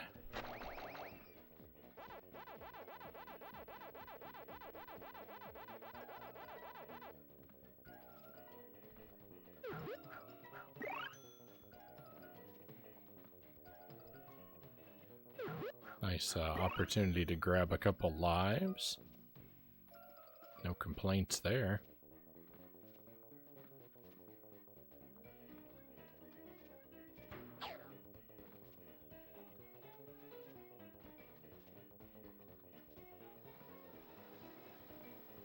Tetris 99 is a lot of fun. I'm actually way worse at Tetris 99 than I am at Pac-Man 99.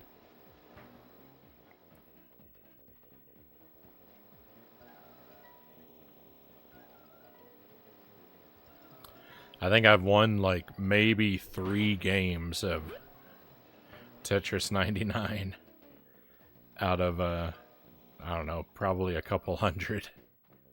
I'm really bad at it.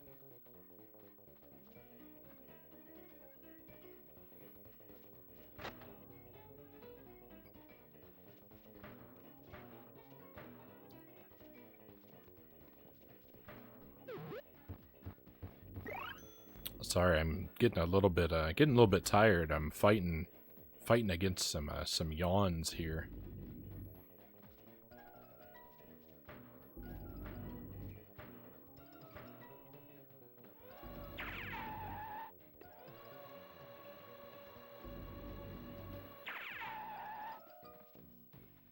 I'm definitely not bored, but I am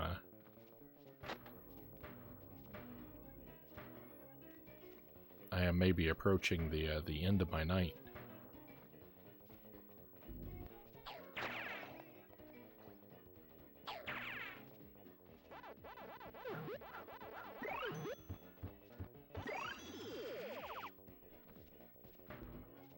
Oh, thought I'd missed that.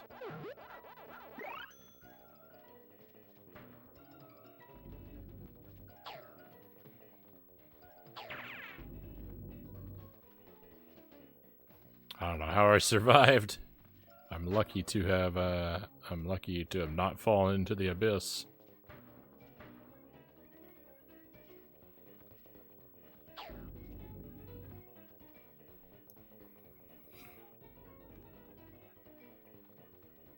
Space Invaders Extreme.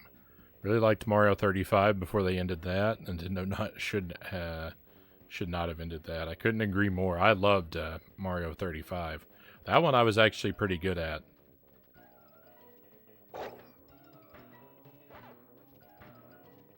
Mario 35 I could win very often.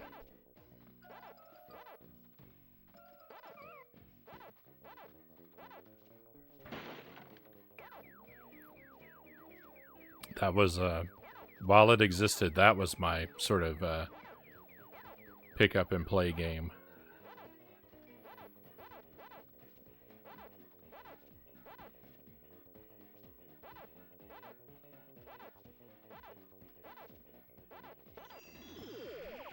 Be my my kill a few minutes kind of game, or my warm-up game.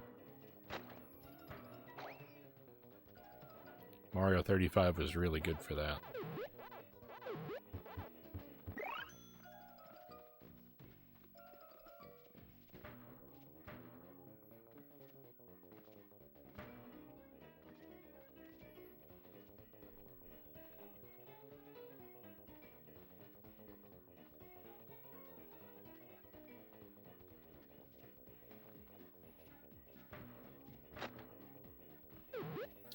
Don't mind old arcade stuff, but the really archaic beeps and boops for audio get extremely fatiguing after a short period of time.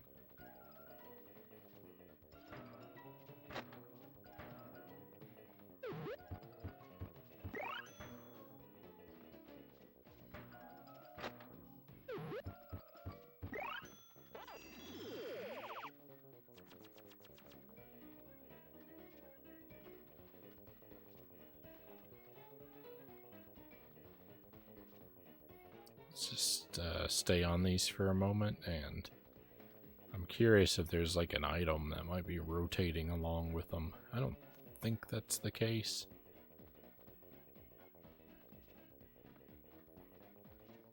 I think we've seen them go all the way around.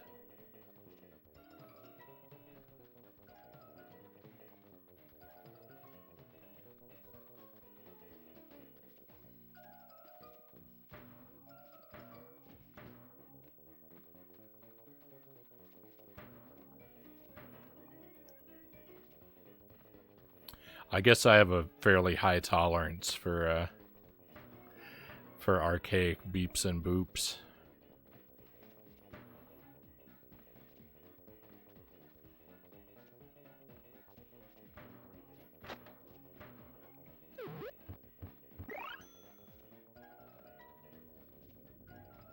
I can see them wearing some people out, but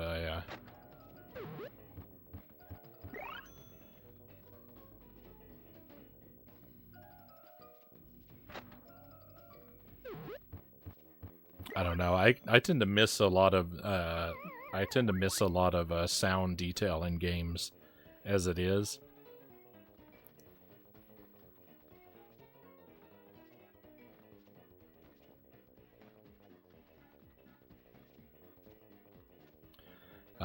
Like the other night,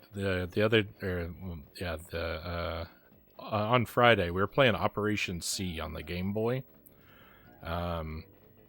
I was trying to beat that for the first time.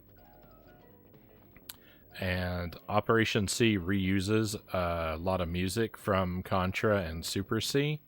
And I've played Contra and Super C. I have literally played them hundreds of times. And I could not tell you which stages the music that Operation C used. Like, I recognized that it was reused music, but I couldn't for the life of me tell you which stages the songs belong to. And that's just crazy because, like I said, I've played those games hundreds of times. I've heard those soundtracks so many times, but I just don't really process them, I guess. I don't know what it is.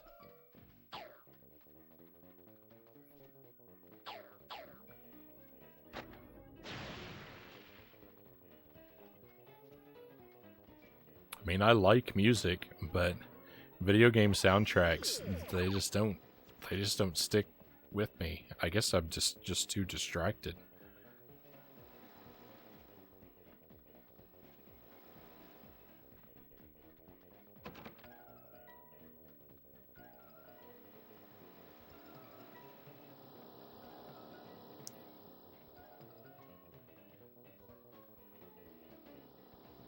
If someone did a new version of Joust like that, I wouldn't hesitate to throw my money at them. Joust, I don't think I've ever played Joust.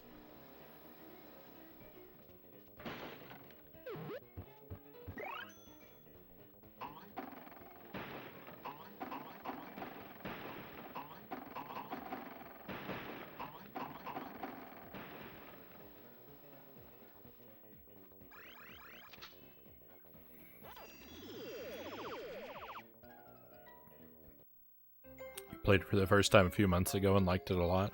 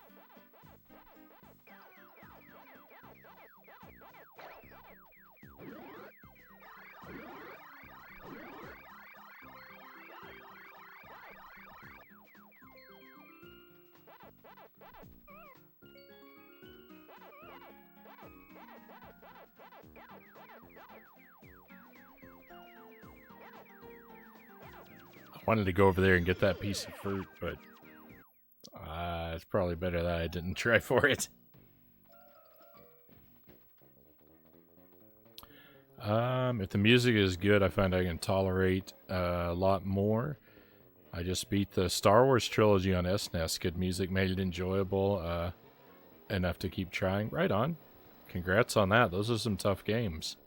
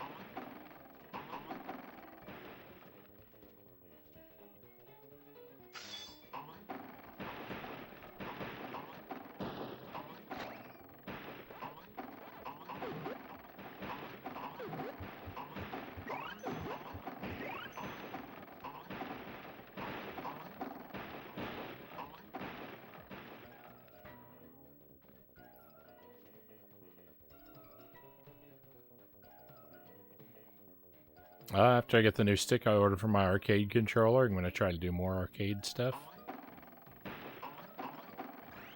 I'm not a fan of joysticks in general. I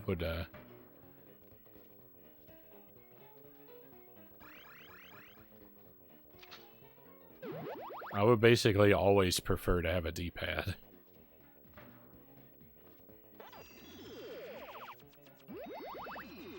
Miss Pac-Man might be one exception to that. I do like the Miss Pac-Man arcade cabinet.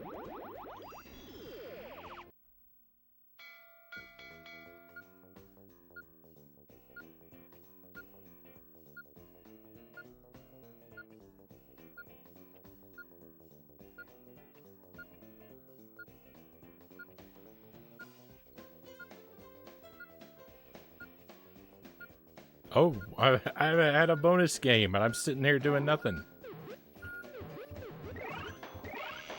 What a waste.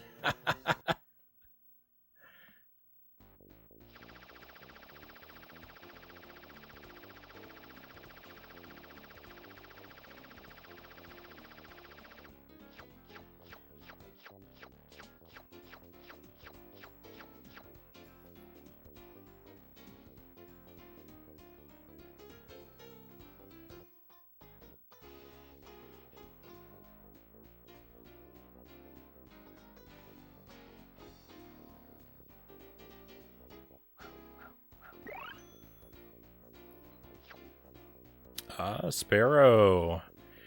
It's been a long afternoon. Have I just caught the end? I'm kind of afraid you have, Sparrow.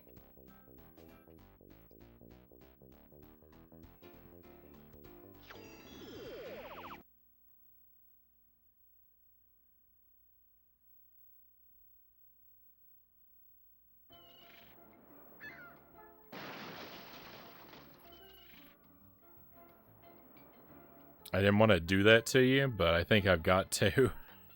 I've been sitting here yawning for the past like half an hour.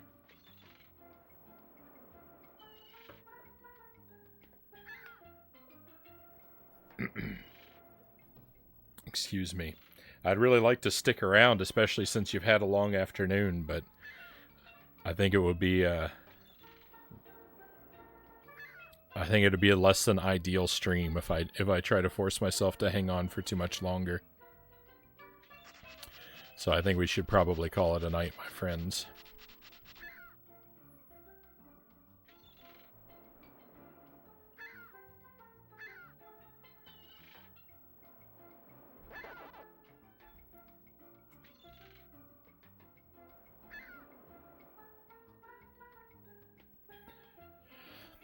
It's been nice, but just tiring.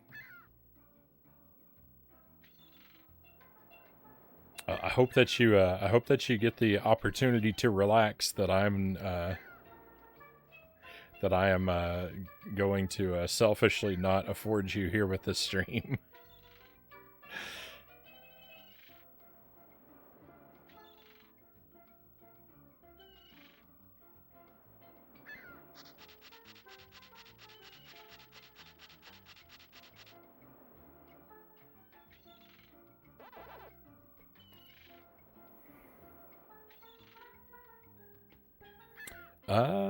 G Blin X, welcome in. Thanks for streaming. Thank you for being here. I hope that you've been here for. I hope that you've been able to. I hope that you've been able to be here for a while. I don't. I don't enjoy running out on people right just as they arrive. But thank you very much. I appreciate you. And John G, thank you. Thank you again for the follow. And I guess I should be saying thank you, all of my friends. I appreciate having you here. So many people came in with the raid. So many of you stuck around and decided to follow the stream, and I am very grateful for that. Thank you very much. I hope that you'll use that opportunity to join us again, so that I can enjoy your company another night. I'll always be very happy to have you drop by, my friends.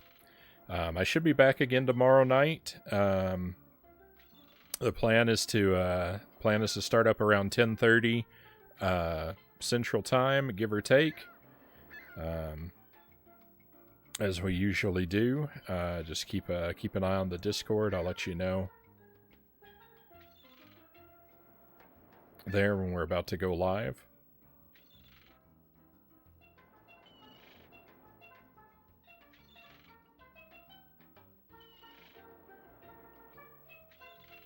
Tomorrow night the plan is to play. We're gonna start a new Powerpuff Girls game at the start of the stream as our jank marathon continues. So that'll probably be a horrifically substandard experience. if the last Powerpuff Girls game was anything to go off of, the last one was so terrible, but the one before that was amazing, right? Him and Seek on the Game Boy Advance, very good game. I would legitimately look forward to playing that again. Chemical Extraction on the PlayStation, horribly frustrating experience. I don't want to live on the same planet as that game. Been here since the raid, right on. All right, I've been poking around trying to find someone for us to raid. I'm going to point us in the direction of a streamer that I don't actually know.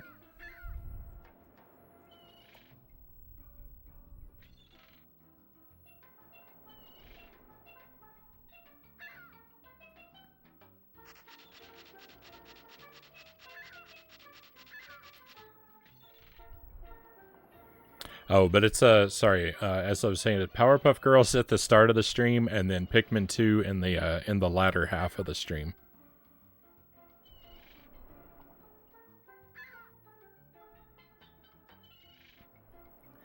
All right, so I'm going to point us in the direction of this streamer called Old School McFly. I do not know this streamer. They raided our channel not that long ago, though, and so I kind of would like to return the favor, and this would be my opportunity to check out their content for the first time. But that being said, all of the sort of normal disclaimers apply. I don't know this streamer. I don't necessarily endorse what we're going to see on the other side. We're going to hope for the best. Hopefully it's going to be fine. They're playing something called Littlewood, which it looks very similar to Stardew Valley to me. And I kind of never, while I've never played that, I do like those sort of Harvest Moon and Animal Crossing type games. I can get sucked into those very easily. So we'll go along and hopefully have some fun. Colin B, thank you for the follow and welcome to the stream. We're actually wrapping up right now, but I do very much appreciate having you on board with us. So yeah, Powerpuff Girls tomorrow and Pikmin 2. We're going to be probably doing more Powerpuff Girls on Wednesday and Alien 3 on the Genesis. Those are the things that are upcoming. But one last time, thank you very much for being here, my friends. I can't wait to have you around here for another stream in the near future. But that's it for tonight. Let's head out. It's time to go on an adventure.